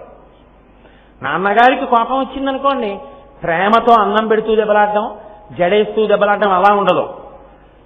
తీసుకొచ్చి నించోబెట్టి ఏమిటి సంగతి, రోజు వెళ్ళలేక టైంకి అని అలా నిలదీస్తాడు తండ్రి. అందుకే తండ్రి కంటికి ఎరుపు ఉంటుంది, ఆ ఎరుపు లేకపోతే ఇల్లు నిలబడదు. అమ్మలాగే నాన్న ఉన్నాడనుకోండి, పిల్లలు ఎవరో మాట వినరు. నాన్న అలా ఉండాలి, అమ్మ ఇలా ఉండాలి. అయితే ఆయన అలా నిలబడి అడిగేట్టు చేసేది ఎవరో తెలుసా? ఈవిడే. పూజలోంచి ఆయన బయటికి వస్తే మీరేమిటో హాయిగా పొద్దున్న అనుష్ఠానం, సాయంకాలం ప్రవచనం తిరిగేస్తున్నారు, మీ పిల్ల ఎంత గొప్పగా తయారైందో తెలుసా అంటుంది. మీ పిల్ల అంటుంది. అప్పుడు అది 7:25కి వస్తోంది రోజు స్నానం నుంచి. ఎంత ఇబ్బంది పడిపోతున్నానో తెలుసా? నేను చెప్పడం కాదు, ఓ రోజు మీకు చెప్పండి, పిల్లల్ని కూర్చోబెట్టి రోజు నేను చెప్పడమేనా, నాకేనా పట్టింది ఇల్లు, మీకు పట్టదా అని అడుగుతుంది. ఎక్కడ లేని కోపం వస్తుంది తండ్రికి. ఆవిడ అలాగే ఉంటుంది చక్క, ఎందుకంటే ఆవిడ మహాప్రళయ తాండవ సాక్షిణి, ఆవిడికి పిల్లల్ని బాధ పెట్టడం ఆవిడకి ఇష్టం ఉండదు, చూస్తుందంతే. ఇప్పుడు ఆయన ఏమిటే అని కూతుర్ని కొట్టలేదు కదా, చెయ్యెత్తి కొట్టడం ఎలా సాధ్యం? కూతుర్ని కొట్టడమే అది సాధ్యం కాదు. అందుకని అసలు ఏమే అనేటప్పటికే గుడ్ల నీరు పెట్టేసుకుంటారు ఆడపిల్లలు. ఏదో మొహం ఇటు తిప్పి గట్టిగా దెబ్బలాడుతున్నాడు అనుకోండి, ఓ ఏడి చేస్తోంది అనుకోండి, గబగబా వచ్చి చాలండి ఇంకా ఆడపిల్ల అసలు సంజ వేళ ఇంకా ఏడిపించకండి ఉంటుంది. పొద్దున్న నువ్వేనా చెప్పావు, బుద్ధి ఉందా లేదా? ఇప్పుడు అలా అంటానంటే అంటే అందుకే శాస్త్రం ఏముందో తెలుసా అండి, నేను చెప్తున్నాను అనుకోకండి, వేదం చెప్పింది ఈ మాట. యజుర్వేదంలో ఒక మాట ఉంది, ఆవిడ పరమేశ్వరుణ్ణి రుద్రుణ్ణి చేస్తుంది, రుద్రుణ్ణి శివుణ్ణి చేస్తుంది. దేని కొరకు అంటే కుటుంబాన్ని నిలబెట్టడం కొరకు. ఆవిడికి కుటుంబం మనమంతా, మనకి కుటుంబం మన కుటుంబం. తండ్రి కన్ను అవసరమైతే ఎరుపెక్కాలి, ఎరుపెక్కితేనే దీర్ఘకాలిక ప్రయోజనంలో పిల్లలు బాగుంటారు. అసలు ఎప్పుడు ఎరుపెక్కలేదనుకోండి ఆ ఇల్లు అస్తవ్యస్తం అయిపోతుంది. అందుకే దక్షయజ్ఞంలో ఆయన కన్ను ఎరుపెక్కింది, రుద్రుడయ్యాడు. ఒక్కసారి జట పెరికి కొట్టాడు, వీరభద్రుడు ఆవిర్భవించాడు. బుద్ధి లేని దేవతలు ఎప్పుడు నిరీశ్వర యాగం చేయరు, బుద్ధి కలిగి జాగ్రత్తగా ఉన్నారు, దేవతలు లిఖించుకున్నారు. అంతకుముందు బుద్ధి లేని దేవతలు అయ్యారా నిరీశ్వర యాగానికి వెళ్ళి దక్షయజ్ఞానికి? ఆయన జట కొట్టాడు కాబట్టే, కోపంతో రుద్రుడు అయ్యాడు కాబట్టే మళ్ళీ లోకాలు సరిగ్గా నిలబడ్డాయి. ఆయనే హాలాహలవక్షణం చేసి మళ్ళీ లోకాన్ని రక్షిస్తాడు. కాబట్టి ఆయన కన్ను అవసరమైతే ఎరుపెక్కాలి, ఉత్తప్పుడు నల్లగా ఉండాలి, చల్లగా ఉండాలి. అమ్మ ఎలా చూస్తుందో ఆయన అలాగే చూడాలి. అస్తమానం ఏదో ప్రయత్నపూర్వకంగా అదే పరిగా తిరిగి ఉండకూడదు, రోజు కాసేపు. అవసరం ఎప్పుడో అప్పుడు కన్ను ఎర్రపడాలి. ఆ కన్ను ఎర్రబడడం అనేటటువంటిది పిల్లల బాగు కొరకే తప్ప అది ఆయన అవలక్షణం కాదు. అందుకే మీరు జాగ్రత్తగా గమనిస్తే ఒక మాట ఉంటుంది, సదాశివుడు అని ఒక మాట. సదాశివుడు అన్న మాట బ్రహ్మగారికి విష్ణువుకి అన్వయం అవ్వదు. సదా బ్రహ్మ ఉండదు, సదా విష్ణు ఉండదు, సదాశివ ఉంటుంది. ఎందుకో తెలుసా? రుద్రరూపం శివుడికి ఉంది. రుద్ర అంటే విపరీతమైన కోపంతో ఉన్నవాడని ఒక అర్థం ఉంది. విపరీతమైన కోపంతో ఉంటే ఆయన ఎవడో ఆ కోపం ఏమిటంటన అడగగలిగిన మనగాడు లోకంలో ఉంటాడు. హాయి నమస్తే అస్తు ధన్వనే బాహుభ్యాముతే నమః. రుద్రం వెంటనే నమస్కారం చేస్తూ నిలబడింది వేదం. ఈశ్వర, ఏమిటి అంత కోపం వచ్చింది, మేము పిల్లలను తప్పు చేశాం, కోప్పడకండి, క్షమార్పణ చెప్తారంతే. ఆయన రుద్రుడై నిలబడ్డాడా? ఆయన ముందు నిలబడగలిగిన వాడు లేడు. ఆయన రుద్రుడై నిలబడితే లోకములు ఆయన ముందు నిలబడలేవు. కానీ ఆయన అలా రుద్రుడిగా నిలబడ్డాడు అంటే లోపల నిజంగా కోపం వచ్చినవాడు కాదు, కోపం నటించినవాడు. అలా కానీ చూస్తే అయ్యి బాబోయ్ ఎంత కోపంగా ఉన్నారో అన్నట్టుంటాడు. నాన్నగారు చాలా కోపంగా ఉన్నట్టుంటారు, చాలా కోపంగా ఉన్నట్టు మాట్లాడతాడు. అంత మాత్రం చేత తండ్రికి ప్రేమ లేదని మీరు అనుకుంటున్నారా? ఒక్కనాటికి ఉండదు. తల్లికి ఎంత ప్రేమ ఉందో తండ్రికి అంత ప్రేమ ఉంటుంది లోకంలో, అంత ప్రేమ ఉంటుంది. కానీ తేడా ఏమిటంటే తల్లి ప్రేమ వ్యక్తమవుతుంది, తండ్రి ప్రేమ వ్యక్తము కాదు. బేలనైపోతానని పైకి చెప్పుకోలేడు. అందుకే పురుషులకు గుండెపోటు ఎక్కువ వస్తుంటుంది. కారణం ఏమిటంటే లోపల దాచేసుకుంటారు, బాధని బయట పెట్టుకోలేరు. తండ్రికి ప్రేమ ఉంటుంది ఖచ్చితంగా, కానీ అలా కోపం నటించకపోతే పిల్లలు పాడైపోతారని కోపం నటిస్తాడు. లోపల మాత్రం ఆయన ఎప్పుడూ తండ్రే. అందుకని సదా శివ, ఎప్పుడూ ఆయన శివుడే. కోపం నటించడం ఎందుకు మరి? మన కోసం. ఆయన రుద్రుడిగా నిలబడడం మన కోసం తప్ప ఆయన కోపం వచ్చినవాడు కాడురా అని చెప్పడానికి శివుడు సదాశివుడు, విష్ణువు సదా విష్ణువు, బ్రహ్మ సదా బ్రహ్మ కాదు. శాస్త్రం శాస్త్రం అంతే. అందుకే సదా బ్రహ్మ సదా విష్ణువు లేరు, సదా శివ ఒకటే ఉంది. ఎప్పుడూ శివుడిగా ఉంటాడు ఆయన. అదే తండ్రితనం. అందుకే జగత పితరవు వందే పార్వతీ పరమేశ్వరవు. వాళ్ళిద్దరూ జగత్తుకి తల్లిదండ్రులు. జగత్తుకి తల్లిదండ్రులైన కారణం చేత సదాశివతత్వమనందు ఉంటాడు. కానీ కన్ను నలుపు ఎక్కుతుంది, కన్ను ఎరుపు ఎక్కుతుంది, కన్ను తెలుపు ఎక్కుతుంది. తెల్లగా ఉండడం అంటే ఆయన ఎప్పుడు తనలో తాను రమిస్తూ కూర్చున్నాడు అనుకోండి, కన్నులు తెల్లగా ఉంటాయి. లోకానికి బుద్ధి చెప్పవలసి వచ్చిందనుకోండి, ఎరుపెక్కుతాయి. రెండూ లేదనుకోండి, పరమ ప్రేమతో మనం శాస్త్రం ఎలా చెప్పిందో అలా బతుకుతున్నాం అనుకోండి, ఆయన కన్నులు నల్లగా ఉంటాయి, చల్లగా మన్ని చూస్తూ ఉంటాడు. అందుకని అమ్మవారికి వేసిన విశాల నీలోత్తల లోచనాయి తీసుకొచ్చి శివుడికి వేయకూడదు. వేస్తే కుటుంబ వ్యవస్థ పోతుంది అక్కడ. అందుకని శంకరులు వెయ్యరు. తాత్పర్యంలో ఎక్కడో పొరపాటున ఎరుపు రంగు గురించి పడింది, శివుడి కన్నులు ఎరుపని. కానీ అలా అనలేదు శంకరాచార్యులు వారు. వికాసి పంకేరుహలోచనాయై, అందులో ఎరుపుతనం శబ్దమే లేదు. కాబట్టి వికాసి పంకేరుహలోచనాయై అంటే బాగా తెరుచుకున్నటువంటి విచ్చుకున్న తామర పువ్వు వంటి కన్నులున్నవాడు అయినా అంతే. ఆయన కన్నులలో కూడా సదాశివతత్వమునందు ఎప్పుడూ నలుపుతనముండి లోకాన్ని రక్షించడము ఒక్కటే ప్రయోజనంగా ఉంటుంది. అందున శివుడి విషయంలో ఉండే గొప్పతనం ఏమిటో తెలుసా అండి? అసలు మీరు శివా నన్ను రక్షించని అడగక్కర్లేదు. శివభక్తులై మీరుంటే చాలు. అంటే నా ఉద్దేశం విష్ణుభక్తి అంత గొప్పది కాదు అని నేను చెప్తున్నానని మీరు అనుకోకూడదు. విష్ణుభక్తి కూడా అంతే గొప్పది, విష్ణుభక్తి కూడా అంతే. శివభక్తి ఎంతటిదో విష్ణుభక్తి అంతే గొప్పది. శివకేశవుల మధ్య భేదమే చెప్పడానికి వీలేదు. తత్వతః మాట్లాడినప్పుడు కొన్ని చెప్పవలసి ఉంటుందంతే. కాబట్టి శివస్వరూపమునకుండే లక్షణం ఏంటంటే, శివ నీవు నన్ను రక్షించు అని అసలు మీరు అడగవలసిన అవసరం ఉండదు. ఆయన తన వస్తువు కాబట్టి తాను రక్షించుకుంటాడు. మీరు చూడండి, నేను మీకు ఒక విషయం చెప్తాను, ఒక ఉదాహరణ తీసుకొస్తాను. మార్కండేయుడు శివలింగం దగ్గర కూర్చుని అర్చన చేస్తున్నాడు. యమధర్మరాజు గారు వచ్చి పాశం వేస్తాను, నీకు సమయం అయిపోయింది, బయటికి వచ్చేయన్నాడు. నేను రాను అన్నాడు ఆయన. శివార్చనే చేసుకుంటానన్నాడు. నువ్వు శివార్చన చేసుకుంటే వదిలిపెడతాననుకుంటున్నావా? నేను పాశం వేస్తాను అన్నాడు. ఇప్పుడు ఆయన ఏం చేశాడంటే, శివా నన్ను రక్షించనా ఆయన అడగలేదు. ఆయన ఏం చేశాడంటే శివలింగాన్ని కౌగిలించుకున్నాడు. కౌగిలించుకుని చంద్రశేఖర చంద్రశేఖర చంద్రశేఖర పాహిమాం, చంద్రశేఖర చంద్రశేఖర చంద్రశేఖర రక్షమాం అంటూ ఆయన అన్నాడు, నేను పరమశివుడిని ఆశ్రయించి ఉండగా కిన్నో మృత్యు కరిష్యతి, నన్ను యముడు ఏం చేస్తాడు అన్నాడు. నేను శివుడి కాళ్ళు పట్టుకుని ఉండగా వీడేం చేయగలడు అన్నాడు తప్ప శివా యమధర్మరాజు గారు వచ్చేశారు, నువ్వు వచ్చి నన్ను రక్షించని ప్రకటనంగా ఎక్కడ అనలేదు. కిన్నో మృత్యు కరిష్యతి, ఈ యముడు నన్నేం చేస్తాడన్నాడు. అయినా యమధర్మరాజు గారు పాశం వేశాడు. ఇప్పుడు పాశం ఎలా వేయాలి? శివుణ్ణి శివలింగాన్ని కౌగలించుకుని ఉంటే ఒక్క మార్కండేయుడికి పడుతుందా? ఆ పాశం వేసినప్పుడు శివలింగానికి మార్కండేయుడికి కలిపి పడింది అంతే. ఉత్తర క్షణంలో పరమశివుడు ఎడమకాలెత్తి ఒక్క తన్ను తన్నాడు గుండెల మీద యముడికి. యముడు చనిపోయాడు. శంకరులు అన్నారు శివానందలహరిలో, వక్షస్థాళనమంతకస్య కఠినాపస్మార సంవర్ధనం భుభృత్పర్యటనం నమత్సురచిర కోటీర సంఘర్షణం కర్మేదం మృదులస్య తావక పదద్వంద్వస్య గౌరీపతే మచ్చేతో మణిపాదుకా విహరణం శంభో సదంగీకురు. యముణ్ణి తన్నినప్పుడు ఈశ్వరా మీ పాదం ఎంత సొక్కిపోయిందో నా మనసుని మణిపాదుగా గ్రహించండి అన్నారు. అంటే ఆయనని మీరు నమ్మి ఉన్నది నిజమైతే అసలు మీరు ఆయనని నాకు ఈ కోరిక తీర్చమని అడగవలసిన అవసరం లేదు.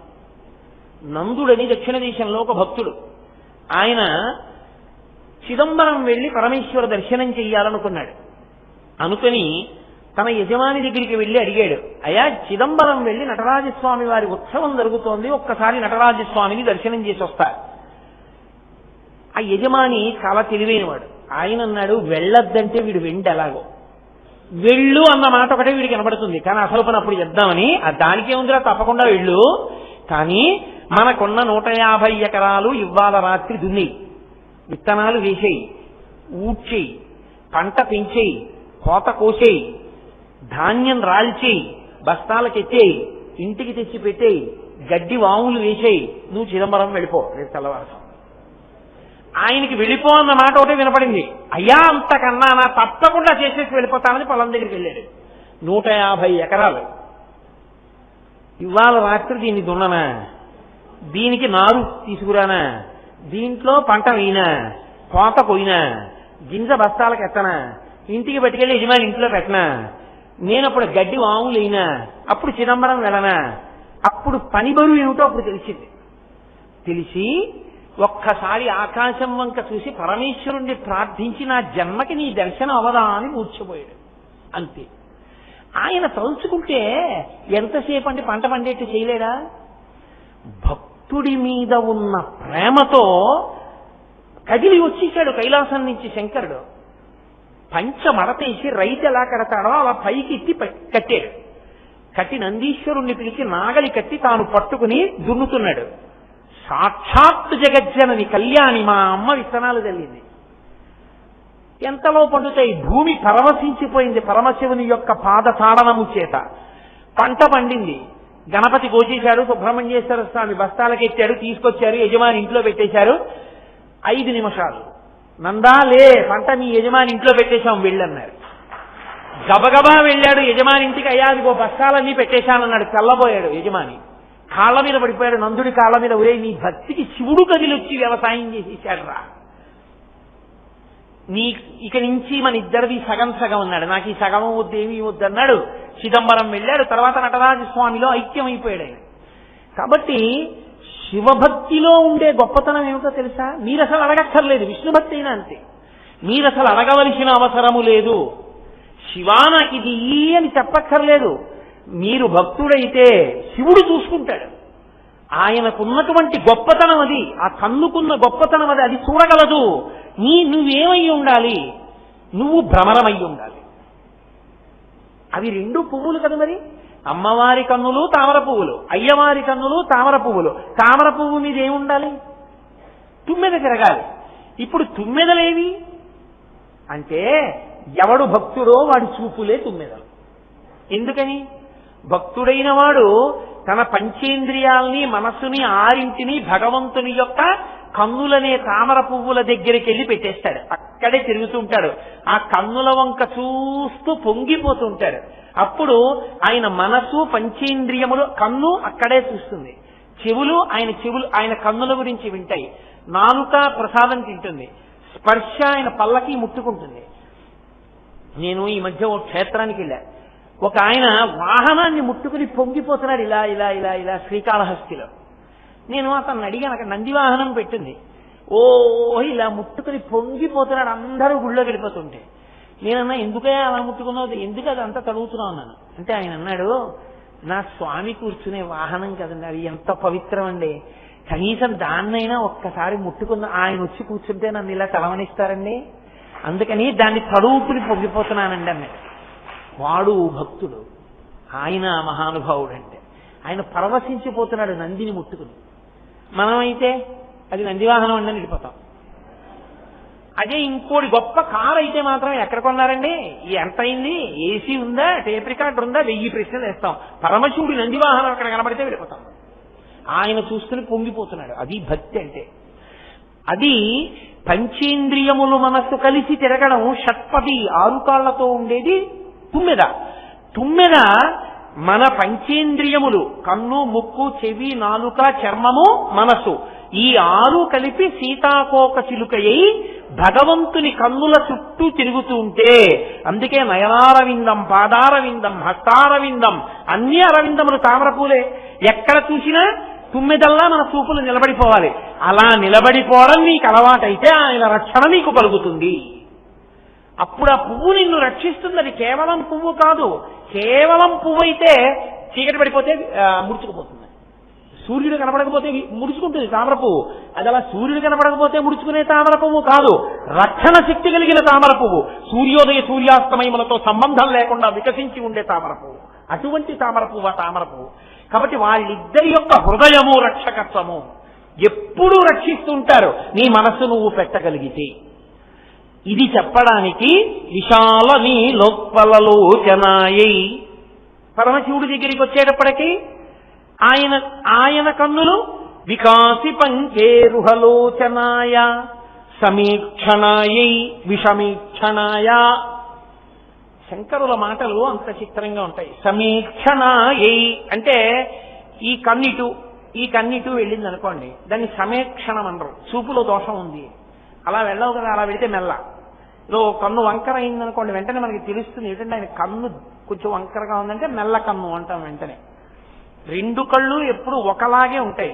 ఇలా చూశాననుకోండి 2 కళ్ళు అటు తిరుగుతాయి, ఇలా చూశాననుకోండి 2 కళ్ళు ఇటు తిరుగుతాయి. అంతేకాని ఇటు వెళ్ళి చూడు అటు నేను వెళ్ళి చూస్తానంటుందేంటి, ఎటు చూసినా 2 కళ్ళు ఒకలాగే తిరుగుతాయి. 2 కళ్ళు ఒకలా తిరిగితే సమీక్షణాయి, అలా తిరగలేకపోతే విషమీక్షణాయి.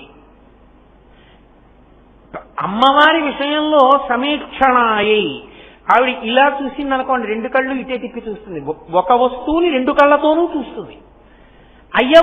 అయ్యవారికి అలా తిరగవు అంటున్నారు శంకరాచార్య. ఎందుకని? ఆయనకి 2 కాదు, ఇక్కడో కన్ను ఉంది, మరి ఇది తిరగదుగా, అసలు మూసి ఉంటుంది. ఇది ఇలా దీంతో పాటు తిరిగి అలా తిరగదు కాబట్టి విషమీక్షణాయి. ఈ 2 కళ్ళతో ఇలా చూస్తూ ఈ 3వ కన్ను కూడా విప్పుతాడు. విప్పాడనుకోండి ఈ 2 కళ్ళు ఓపెన్ చేస్తే ఈ కన్ను ఓపెన్ చేస్తుంది. అది చిత్రం. అమ్మవారి కళ్ళు ఇలా చూసిందనుకోండి ఈ కన్ను ఓపెన్ చేయదు, 2 కళ్ళు దయనే కురిపిస్తాయి. అయ్యవారిది అలా కాదు, ఆయన ఇలా 2 కళ్ళతో చూసి 3వ కన్ను విప్పాడు అనుకోండి, విప్పితే ఎదురుగుండా ఉన్న వస్తువు భస్మమైపోతుంది. అప్పుడు ఈ 2 కళ్ళతో చూశాడు, 3వ కంటితో కాల్చాడు. విషమీక్షణాయి. అమ్మా నీ చూపుకి ఆయన చూపుకి తేడా ఉంది అంటే ఇప్పుడు శివుణ్ణి తక్కువ చేశారా? కాదు. అసలు మీతో నేను ఒక రహస్యం చెప్పాలంటే, ఆమె చూపులు దయ అయితే ఆయన చూపులు బ్రతికిస్తాయి. ఎందుకో తెలుసా? మనం బ్రతకడానికి ఏది కారణం? సూర్య చంద్ర అగ్నిహోత్రములే. మీరు చూడండి, బయట సూర్యుడు చంద్రుడు ఉన్నాడు, ఇందులోనే అగ్నిహోత్రం లేదు, ఏమైనా ఉపయోగం ఉందా? ఇందులోనే ఉండవలసినంత వేడి లేదు. 98.4 ఏదో ఉందిగా నార్మల్ టెంపరేచర్, దానికో 2 డిగ్రీలు పెరిగినా పడుకుంటాడు, 2 డిగ్రీలు తరిగిపోయినా అరికాళ్ళు రుద్దాలి కదా. ఇందులో ఉండవలసిన వేడి ఉంటేనే అగ్ని ఇందులో ఉండాలి. ఇందులో అగ్ని ఉంటే ఉన్నాడు భవతి శివం శివం శివం సుందరం శోభనం మంగళం భద్రం శ్రేయం మాటలన్నీ వస్తాయి. ఇందులో వేడి లేదనుకోండి, ఇది చల్లబడిపోయింది అనుకోండి, శవం అమంగళం అశోభనం వికారం దాన్ని ఎవరు ఇక చూడరు, దూరంగా పెట్టేస్తారు. అసలు అక్కడ ఉంది, ఆ సందులో ఎవరు అన్నం వండుకోరు. ఆ వేడి ఉంది కాబట్టి మంగళం. మీరు చూడండి, అమ్మవారి దయ ఉంది, అయ్యవారి 3 కన్నుల అనుగ్రహం ఉంది, లోకాలు నిలబడతాయి. సూర్యుడున్నాడు, పంట పండుతుంది. పత్రహరితము సూర్యకిరణముల చేతగా ఏర్పడేది, చంద్రకిరణములు పడ్డాయి, ఓషధులు పెరుగుతాయి. 3వ కన్నైన అగ్నిహోత్రం ఉంది, పచనము జరుగుతుంది, ధర్మము నడుస్తుంది. మీరు బాగా పట్టుకోవాలి. సూర్యుడు లేడు, నీరు లేదు. అందుకే అపాం మిత్ర అని ఒక పేరు సూర్య భగవానుడికి. అపాం అంటే నీళ్లు, అప్పులంటే నీళ్లు. నీళ్లు ఎక్కడి నుంచి వస్తాయి? సూర్యుడే ఇస్తాడు. ఆయన వేసవి కాలమనందు సముద్రాలలో ఉన్న నీళ్లు తాగేస్తాడు. సముద్రాలలో ఏమిటి? మనం గ్లాస్తో పోసుకుంటే లాగేస్తాడు, చెమట పట్టేస్తుంది, లాగేస్తాడు అంతే. లాగినవన్నీ ఆయన దాచుకోడు, వర్షాకాలం వచ్చేటప్పటికి కురిపించేస్తాడు. మళ్ళీ దాచుకోవడం రానివాడు సూర్య భగవానుడు, మళ్ళీ కురిపిస్తాడు. అందుకే సూర్యుని పట్ల అత్యంత భక్తి కలిగిన ప్రాణి ఎవరో తెలుసా? సూర్యుడంటే అపారమైన భక్తి ఉండి ఎప్పుడూ ఆయనకి కృతజ్ఞత చెప్పడంలో ముందుండే ప్రాణి కప్ప. ఆయన మేఘరూపంలో వర్షం కురిపించాడనుకోండి, రేపు వస్తోందిగా ఇంకా రథసప్తమికి రథాలు జరుగుతాయి. ఈ శిశిర ఋతువు దాటిపోయిందంటే వసంత ఋతువు. అసలు చాలా గొప్పగా ఉండాలి, కానీ ఉడుకు ప్రారంభమైపోతోంది. ఋతువు ధర్మాన్ని తప్పిపోవడమే అన్నపూర్ణానుగ్రహం తప్పిపోయింది అనడానికి గుర్తు. ఆ తర్వాత ఇంకా పాపం గ్రీష్మం అవి వచ్చేస్తాయి. అప్పుడు గ్రీష్మం తర్వాత వర్ష ఋతువు వస్తుంది. ఆ వర్ష ఋతువు వచ్చినప్పుడు నల్లటి మబ్బు కనపడింది అనుకోండి, వర్షం ప్రారంభమైంది అనుకోండి, అందరూ బయటికి వస్తారు. బయటికి వచ్చి అబ్బా ఎంత మబ్బో, ఎంత గాలో, అమ్మయ్యా, ఏదో చినుకులు 4 చినుకులు పడిపోవడం కాదు, కరువు తీరా వానపడింది అంటారు. అప్పుడు ఎంత సంతోషిస్తారో అనేసి ఇంట్లోకి వెళ్ళిపోతారు. ఇంట్లోకి వెళ్ళిపోయి కరెంట్ ఓడిపోయింది అని ఇంకా అక్కడి నుంచి ఇన్వర్టర్ ఒకటి వేసుకుని ఫ్యాన్ వేసుకుని పడుకుంటాడు. కానీ రాత్రల్లా నిద్రపోకుండా అలా అరిస్తే పాము వచ్చి పట్టుకుంటుందని కూడా చూడకుండా మేఘరూపంలో వర్షం కురిపించిన వాడు సూర్య భగవానుడని సూర్యుడికి కృతజ్ఞత చెప్పడానికి ఆపకుండా అరిచి నమస్కరించేది కప్పొకటే, బెక బెక బెక బెక బెక బెక అంటూనే ఉంటుంది. ఈశ్వరుడికి నమస్కారం చేస్తూనే ఉంటుంది. అందుకే మళ్లీ వర్షం కురవాలి అంటే కప్పను ఊరేగిస్తారు. భక్తుడిని పట్టుకుంటే భగవంతుడు లొంగుతాడు. మేం తప్పులు చేశాం, నీ భక్తుడైన కప్పను ఊరేగిస్తున్నామని కప్పని పల్లకీలో పెట్టి ఊరేగిస్తారు. ఊరేగిస్తే వర్షం పడుతుంది. శ్రీకాళహస్తిలో ఇప్పటికీ విచిత్రమైనటువంటి శివలింగం ఒకటి ఉంది. మీరు దక్షిణామూర్తి దర్శనం చేసుకుని బయటికి వస్తున్నప్పుడు ఎడం చేతి వైపు ఉంటుంది మృత్యుంజయ మహాలింగం అనో లింగం ఉంటుంది. మీరు జాగ్రత్తగా పరికించండి. ఆ శివలింగానికి 4 గోడల మీద కప్పు ఉండదు, తెరిచి ఉంటుంది. ఎందుకో తెలుసా? వర్షాలు పడకపోతే తలుపేసేసి ఆ గోడల నుంచి అన్నంతో అభిషేకం చేసేస్తారు. అన్నాభిషేకం చేసి వదిలేస్తారు గుళ్ళో. వదిలేసిన 3 రోజులకి బ్రహ్మాండమైన వర్షం పడుతుంది. నిరూపణమైంది కూడా, లోకాల్ని నిలబెడుతుంది ఆ శివలింగం. కాబట్టి సూర్యుడు అపామిత్ర, ఆయన నీటికి చాలా దగ్గరైన వాడు. ఆ సూర్యుడు లేకపోతే వర్షం పడదు, ఆ సూర్యుడు లేకపోతే పగలు లేదు. ఏదో చాలా ఎండగా ఉందండి, చాలా ఎండగా ఉందండి, అబ్బా చచ్చిపోతున్నామండి అంటాం మనం. సరే రండి, నేను 3 నెలలు రాను అని అన్నాడు అనుకోండి సూర్యుడు. అయ్య బాబాయ్ బట్టలు ఆరట్లేదు, ఒడియాలు ఎండట్లేదు, పెట్టిన పడాలన్నీ పాడైపోయాయి, ఇల్లంతా కంపు చమాయింపు వచ్చేస్తోంది, ఎండ వస్తే బాగుంటుందంటాడు. 2 రోజులు అయ్యేటప్పటికి. అసలు సూర్యుడు లేకపోతే సూక్ష్మ క్రిములన్నీ పెరిగిపోతాయి. సూర్యుడుంటే చాలా క్రిములు తమంత తాము మరణించి ఓషధీతత్వం కలుగుతుంది. అసలు సూర్యనారాయణమూర్తికి సంబంధించిన తత్వం మీరు విన్నారో లేదో, సూర్య కిరణముల యందు ఓషధీతత్వం ఉంటుంది. అందుకే ఉరుగులని పెడతారు, మీరు చూడండి. ఇప్పుడు లేవు, 365 రోజులు వస్తున్నాయి కాబట్టి ఊరుకుంటున్నారు. కానీ పునాసకాపని మామిడికాయ ముక్కలు కోసి ఎండబెట్టేసేవారు పూర్వం. అవి సూర్యకిరణములకు తత్తమైపోయి ఎండిపోయి, ఆ ఎండిపోయినటువంటివి ఇలా వంకరలు తిరిగిపోయేవి మామిడి ముక్కలు. వాటిని ఓ డబ్బాలో పెట్టి ఉంచేవారు. ఎప్పుడైనా మామిడికాయ పప్పు తినాలనిపిస్తే మామిడికాయలు రాని రోజుల్లో ఈ ఒరుగులు తీసి పప్పు ఉండేవారు. ఏమీ అవ ఒరుగులు అలాగే ఉంటాయి. సీతమ్మ తల్లి అంటే రామాయణంలో ఒరుగులు పెట్టింది. ఒరుగులని నిల్వ చేస్తారు. వాటన్నింటికీ సూర్యకిరణములే ఆధారం. సూర్యకిరణం తగిలితే పదార్థములు నిల్వ ఉంటాయి కూడా. అటువంటి సూర్యుడు ఆయనకు ఒక కన్నయ్యున్నాడు. అంటే ఆ కంటి చేత ఆయన లోకాన్ని పోషిస్తున్నాడు. విషమీక్షణ ఒకేసారి సూర్యచంద్రులు ఎలా ఉంటారు? పగలు ఉండాలి, రాత్రి ఉండాలి. అందుకని సూర్యోదయ సూర్యాస్తమయములు, చంద్రోదయ చంద్రాస్తమయములు. రాత్రి అయ్యేటప్పటికి చంద్రకిరణములను చూస్తూ హాయిగా చల్లగా అందరికీ చందమామే, అమ్మకి చందమామే, కొడుక్కి చందమామే. అది కూడా చందమామ అంటూ ఆ చంద్రుణ్ణి చూస్తూ ఆ వెన్నెల్లో కూర్చుంటే ఎంత ఆనందంగా ఉంటుందో. కాబట్టి అదిగో ఆ చంద్రుడు ఒక కన్ను, సూర్యుడు ఒక కన్ను, మూడవది అగ్ని ఒక కన్ను. అగ్ని లేదనుకోండి మీకు పచనము లేదు, ధర్మము లేదు. ఎందుకని? వర్షం పడింది, ఇవాళ పంటలు పండాయి, బాగుంది. మళ్ళీ వచ్చే ఏడాది కూడా పంట పండాలి. వచ్చే ఏడాది కూడా పంట పండాలంటే మీరు యజ్ఞం చేసి, యాగం చేసి హవిస్సు ఇవ్వాలి దేవతలకి. అగ్నిహోత్రుని యొక్క ముఖంగానే దేవతలు హవిస్సు పుచ్చుకుంటారు. అగ్నిముఖంగా హవిస్సు ఇవ్వాలి అంటే అగ్నిహోత్రుడు ఉండాలా? ఉంటేనైనా దేవతలు పుచ్చుకుంటారు, వాళ్ళ ఆకలి తీరుతుంది. తీరితేనైనా వాళ్ళు మళ్ళీ వర్షం కురిపిస్తారు, లేకపోతే వాళ్ళు అకాల వర్షం కురిపిస్తారు. అదో ఇబ్బంది. కాబట్టి యజ్ఞయాగాదులు జరిగి దేవతలకు హవిస్సు ఇవ్వాలంటే అగ్నిహోత్రుడు ఉండాలి. మనకన్నా ముందున్నటువంటి పితరులు దేవతా స్వరూపాన్ని పొందారు, శరీరాలు వదిలేసి. వాళ్ళకి తజ్జనం పెట్టాలి, వాళ్ళకి పిండం పెట్టాలి. అగ్నిహోత్రం ఉండాలా? నువ్వు వండుకు తినాలి రుచికరంగా, అగ్నిహోత్రం ఉండాలా? ఇంట్లో వంకాయలు ఉన్నాయి, పచ్చిమిరపకాయలు ఉన్నాయి, కొత్తిమీర ఉంది, వంకాయ పచ్చడి చేసుకోవాలి, లేకపోతే వంకాయ కూర వండుకోవాలి. వంకాయలు ఉన్నాయండి, కొత్తిమీర ఉందండి, అగ్నిహోత్రమే లేదు. అవుతుందా కూర? అగ్నిహోత్రం లేకుండా కూర ఎక్కడిది? అగ్నిహోత్రం లేకుండా ఇంట్లో బియ్యం ఉంటే అన్నం ఎక్కడిది? అగ్నిహోత్రము లేని నాడు అన్నము పచనము కాదు. నీకు అన్నం లేదు, ఈ శరీరము అన్న వికారము. తిన్న అన్నమే శరీరంగా మారుతోంది. కాబట్టి ఇదంతా ఎవరు చేస్తున్నారు? లింగ పురాణంలో ఒక శ్లోకం ఉంది. హవ్యం మహతి దేవానాం కవ్యం కవ్యాసినామపి పాకంచ కురుతే వస్తి శంకరస్యైవ శాసనాత్. అగ్నిహోత్రుడు దేవతలకి హవిస్సు పట్టుకెళ్ళినా, పితృదేవతలకి కవ్యం పట్టుకెళ్ళినా, మనకి ఇంట్లో వంటవాడై అన్నం ఉండి పెట్టినా కూరలును శంకరుని యొక్క శాసనానికి వశపడి చేస్తున్నాడు ఇవన్నీ. ఇప్పుడు ఈ సూర్య చంద్ర అగ్నిహోత్రములు లేవనుకోండి, ప్రేతం కూడా కావాలి, అలాగే ఉంటుంది. కాబట్టి మహానుభావుడు సూర్య చంద్ర అగ్నిహోత్రములను 3 కన్నులుగా ఉంచుకుని లోకములను కాపాడుతున్నాడు. కానీ ఈ 3 ఎప్పుడూ ఒకేలా ఒకే చోట ఉంటే మళ్ళీ ఉండడం కుదరదు. అది విచిత్రం. పరమేశ్వరుడు ఆ లక్షణం పెట్టాడండి. నీరుందనుకోండి పల్లానికి వెళ్ళిపోవాలి, అగ్ని ఉందనుకోండి ఊర్ధ్వముఖంగా పైకెక్కాలి.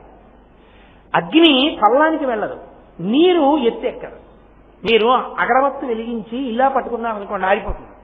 అగరవత్తు వెలిగించి ఇలా పట్టుకున్నారనుకోండి జ్వాల పైకి ఎక్కుతుంది, అగ్ని పైకి ఎక్కుతుంది, నీరు కిందకెడుతుంది. నీరు కిందకి వెడుతుంది కాబట్టే పర్వతాల మీద పుట్టిన నదులు భూమి మీదకి వచ్చాయి.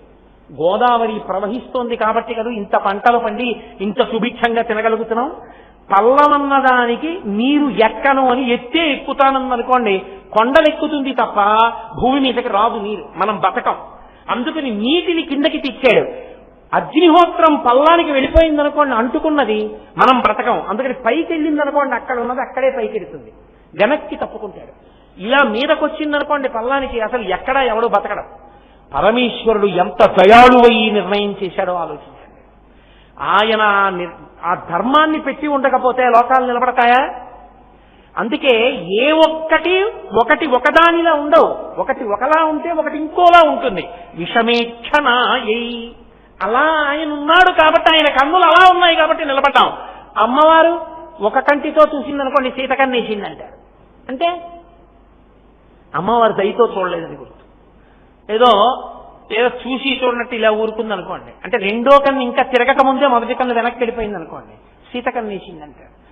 కోటేశ్వరారు అని మీరు నా వెంట పడ్డారనుకోండి, ఎవరో ఒక ఆయన వెంట పడితే నేను ఇలా అని ఇలా వెళ్ళిపోయాను అనుకోండి, అంటే ఈ కన్ను ఇంకా ఈ కన్నుతో తిరగలేదు, ఇలా తీసేశాను. సీతకన్నేశాడు. సీతకన్నేశాడంటే సీతమ్మ రావణుడిని ఎలా చూసి చూడక వదిలేసిందో అలా చూడలేదు. అసలు చూడలేదంటే దయ కలగలేదు. అమ్మవారి కన్నులు సమీక్షణ 2 కన్నులు ఇలా తిరిగి నిలబడ్డాయనుకోండి, చూసింది మనల్ని, దయతో చూసింది. అందుకని ఆవిడ సమీక్షణ అయ్యవారు విషమేక్షణ సూర్యుడు చంద్రుడు అగ్ని మూడు ఒక్కసారి ఉండకూడదు. సూర్యుడు చంద్రుడు కూడా ఉంటే పగలు రాత్రి ఎక్కడిది? పగలు రాత్రి కూడా ఉంటే నిద్ర ఎక్కడిది? అసలు మీకు పగలే ఉండిపోయింది అనుకోండి, అసలు రాత్రి అందం తెలియదు. అబ్బా అసలు రాత్రుళ్ళు ఉన్న రోజుల్లో ఎంత బాగుండేదండి, చల్లబడేది, సాయంకాలం అయ్యేటప్పటికి ఏదో ప్రవచనం వినేవాళ్ళం. అయ్యి బాబోయ్ ఎప్పుడూ ఎండే చీకటి రావట్లేదండి, ఏమిటో మరి ఏమైపోయిందో, చీకటి ఎక్కడికి పోయిందో అంటాం. అప్పుడు సూర్యుడు వెళ్ళి చంద్రుడు రావాలి, చంద్రుడు వెళ్ళి సూర్యుడు రావాలి. అప్పుడే సంధ్యాకాలం అనుష్ఠానం, అర్చన, ధర్మము, యజ్ఞము, యాగము, క్రతువు, ముహూర్తము, చాంద్రమానము, తిథి ఇన్ని నడుస్తాయి. లేకపోతే అన్ని ఆగిపోయింది. కాలగమనంలో నీకు పుణ్యాపుణ్య కాలముల వివక్ష పోయింది. కాబట్టి కలవకూడదు శివుడి దగ్గర. విషమీక్షణాయై, ఇప్పుడు ఆయనకి వికృతమైనటువంటి కన్నుల కదలికని అర్థమా? అలా చూసి మనని రక్షిస్తారని అర్థమా? మనని రక్షించడానికి ఆయన విషమీక్షణాయై, మనని రక్షించడానికి ఆమె సమీక్షణాయై. నాన్నగారు అలాగే ఉంటారు, విషమీక్షణాయై. నాన్నగారు ఏం శిక్షించక్కర్లేదు, సరిగా ఉండట్లేదు, నాన్నగారికి తెలిసిపోయిందేమో అని అనుమానం వచ్చింది. నాన్నగారండి అన్నాడు అని చూపు నిలబెట్టలేదు, అమ్మ మాట్లాడలేదు. ఎంత బాధగా ఉంటుంది. నాన్నగారు మూడు కలిపి నిలబెట్టారనుకోండి, తట్టుకోగలడా? నాన్నగారు మూడు కలిపి నిలబెట్టకుండా, సూర్య చంద్రాగ్నిహోత్రములు నిలబెట్టకుండా ఉంటేనే సంతోషంగా ఉంటుంది. నాన్నగారు మామూలుగా ఉండి నాన్నగారి గదిలో నాన్నగారు చదువుకుంటున్నారు అనుకోండి, అప్పుడు నాన్నగారి కోపంగా ఏం లేరు, ఆయన పనిలో ఆయన ఉన్నారు, కానీ మనం చప్పుడు చేయకూడదు, అక్కడ అల్లరి చేయకూడదు, టీవీ పెట్టకూడదు. అది నాన్నగారు నాన్నగారండి టీవీ చూస్తానంటే తలుపేస్తున్నాను, వేయి చూడు అన్నారు అనుకోండి, తలుపేస్తూ టీవీ చూసుకోవచ్చు. నాన్నగారు మూడు నీ మీద నిలబెట్టారంటే ప్రమాదం వచ్చిందని గుర్తు. ఇంకొక లక్షణం ఏంటో తెలుసా? విషమీక్షణాయై అంటే అసలు పరమశివుడు అలా చూడకూడదండి. చూడచ్చు, చూసినా ఉపకారం ఉంది, మూడిటిని కలిపి చూసినా ఉపకారం ఉంటుంది. ఎప్పుడో తెలుసా? ఆయన ఇలా రెండు కన్నులతో చూసి మూడో కన్ను విప్పాడు అనుకోండి, వాడు మహాజ్ఞాని అయిపోతాడు. ఎందుకో తెలుసా? నామరూపములుగా ప్రపంచం ఎప్పుడు కనపడుతుంది? రకరకాలుగా ఉన్నప్పుడు. కుర్చీ, బల్ల, కుండ, వేదిక, మైకు, లాల్చి, మీను ఇన్నున్నప్పుడు కదా. అక్కడ ఉన్న కుర్చీ, అక్కడున్న బల్ల, అక్కడున్న కొయ్య, అక్కడున్న తెడ్డు, అక్కడున్న కర్ర అన్నీ కాలిపోయాయి. అన్నీ కాలిపోతే ఇప్పుడు ఒక్కటే ఉండిపోయింది, అన్ని లేవు, బూడిద మిగిలిపోయింది. ఒక బూడిద మిగిలిపోతే ఇక నామరూపములు లేవు. నామరూపములు లేకుండా కేవలము బూడిద మిగిలిపోతే ఒకటే మిగిలినట్టు, మాయ అంతరించి కేవలము జ్ఞానమే ఉండాలి అంటే పరమశివుని యొక్క మూడవ కంటి జ్ఞానాగ్ని కలగాలి. అప్పుడు జ్ఞానాగ్నిగా అది ఉపకారమును చేస్తుంది. అందుకని విషమీక్షణ ఏ మూడు కలిపి చూసినా, మూడు కన్నులతో చూసినా నష్టమే వస్తుందని చెప్పడానికి కూడా లేదు. కాబట్టి వాళ్ళ చూపులు ఎప్పుడూ ఉపకారం చేసేవే అని చెప్పవలసి ఉంటుంది తప్ప ఆ చూపులు అపకారములు చేసేవని ఎప్పుడూ చెప్పకూడదు. అమ్మకి కోపం, అమ్మ చూపులు నాన్నగారి చూపులు ఎలా చూసినా నీకు ఉపకారం చేసేవే తప్ప అమ్మ చూపులు నాన్నగారి చూపులు నిన్ను పాడు చేసేవి ఎప్పుడూ కాదు. అమ్మ చూపుకి కనురాపు ఉండదు. మీరు చూడండి, లోకల్లో పిల్లాడు షేరు బియ్య పన్నం తింటాడు, ఎవరుండి పెట్టాలి? అమ్మే ఉండి పెట్టాలి. వాడు బయట మళ్ళా కసరత్తులు చేసి వస్తాడు, షేరు బియ్య పన్నం తింటాడు. వాడు శుభ్రంగా అరుగుతుంది, వాడికి ఇంత గోంగూర పచ్చ వేసి ఇంత నువ్వుల నూనె పోసి వాడు ఇంత అన్నం కలుపుకుని అరిటాకు నిండా తినేస్తాడు వాడు.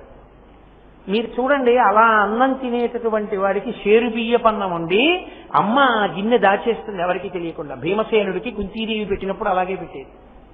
దాచి వాడు అన్నం తినేటప్పుడు తలుపేసేసి తానొక్కతే కూర్చుని పెడుతుంది.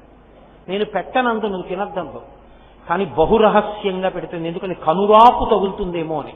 అమ్మయే జీటి వీడి ఇంత తింటాడన్న అందనుకోండి, ఇక అసలు లోకంలో ఎవరైనా నిలబడతారా? అమ్మ పెడుతుంటే నాన్నగారు వచ్చారనుకోండి, కనురాపు తగులుతుందా? నాన్నగారి చూపుకి కనురాపు ఉంటుందా? వీడు షేరు బియ్యపు అన్నం తింటున్నాడని నాన్నగారు చూస్తే వాడికి ఏమైనా దృష్టి దోషం తగులుతుందా?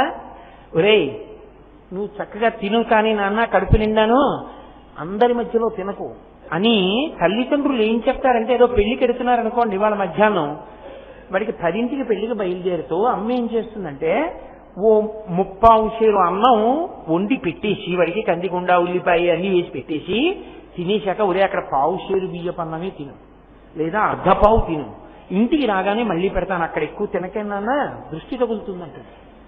అమ్మ మనసులో ఆ లక్షణం ఉంటుంది. నాన్నగారు ఓ 10 రూపాయలు చేతిలో పెట్టి ఒరే నీకు అంతగా ఆకలిస్తే బయటికి ఎక్కడన్నా పోయి ఏమైనా తినేసిరా, అక్కడ తినక ఎక్కువ అంటాడు. వాళ్ళిద్దరి చూపులలో దోషమన్నది ఉంటే అసలు బిడ్డలు ఉంటారా నాకు చెప్పండి? మన యందు ఏదైనా ఒకవేళ తేడాపాడాలు దోషాలు ఉంటే వాళ్ళు కప్పుకొస్తారు వాళ్ళ చూపులతో.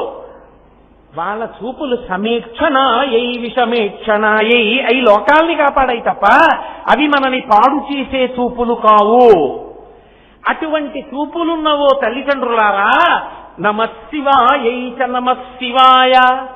అప్పుడు వాళ్ళు ఎటువంటి వారో వాళ్లే ఇంట్లో తల్లిదండ్రులుగా ఉన్నారు. వాళ్ళ ఇంట్లో ఎదురుగుండా తల్లిదండ్రులుగా ఉన్నప్పుడు, అన్ని ఇళ్లలో కళ్ళ ముందు పార్వతీ పరమేశ్వరులే ఉన్నప్పుడు ప్రతి ఇల్లు ఎంత సంతోషంగా ఉంది, అందరూ సంతోషంగా ఉన్నారని చెప్పడానికే నమశివాయై చ నమశివాయ అని అర్ధనారీశ్వర స్తవంలో ఆ శ్లోకంలో పార్వతీ పరమేశ్వరుల యొక్క వైభవాన్ని, జగత్తుకు తల్లిదండ్రులుగా వాళ్ళ యొక్క అనుగ్రహాన్ని మనకి శంకర భగవత్పాదులు అందించారు. హరి ఓం.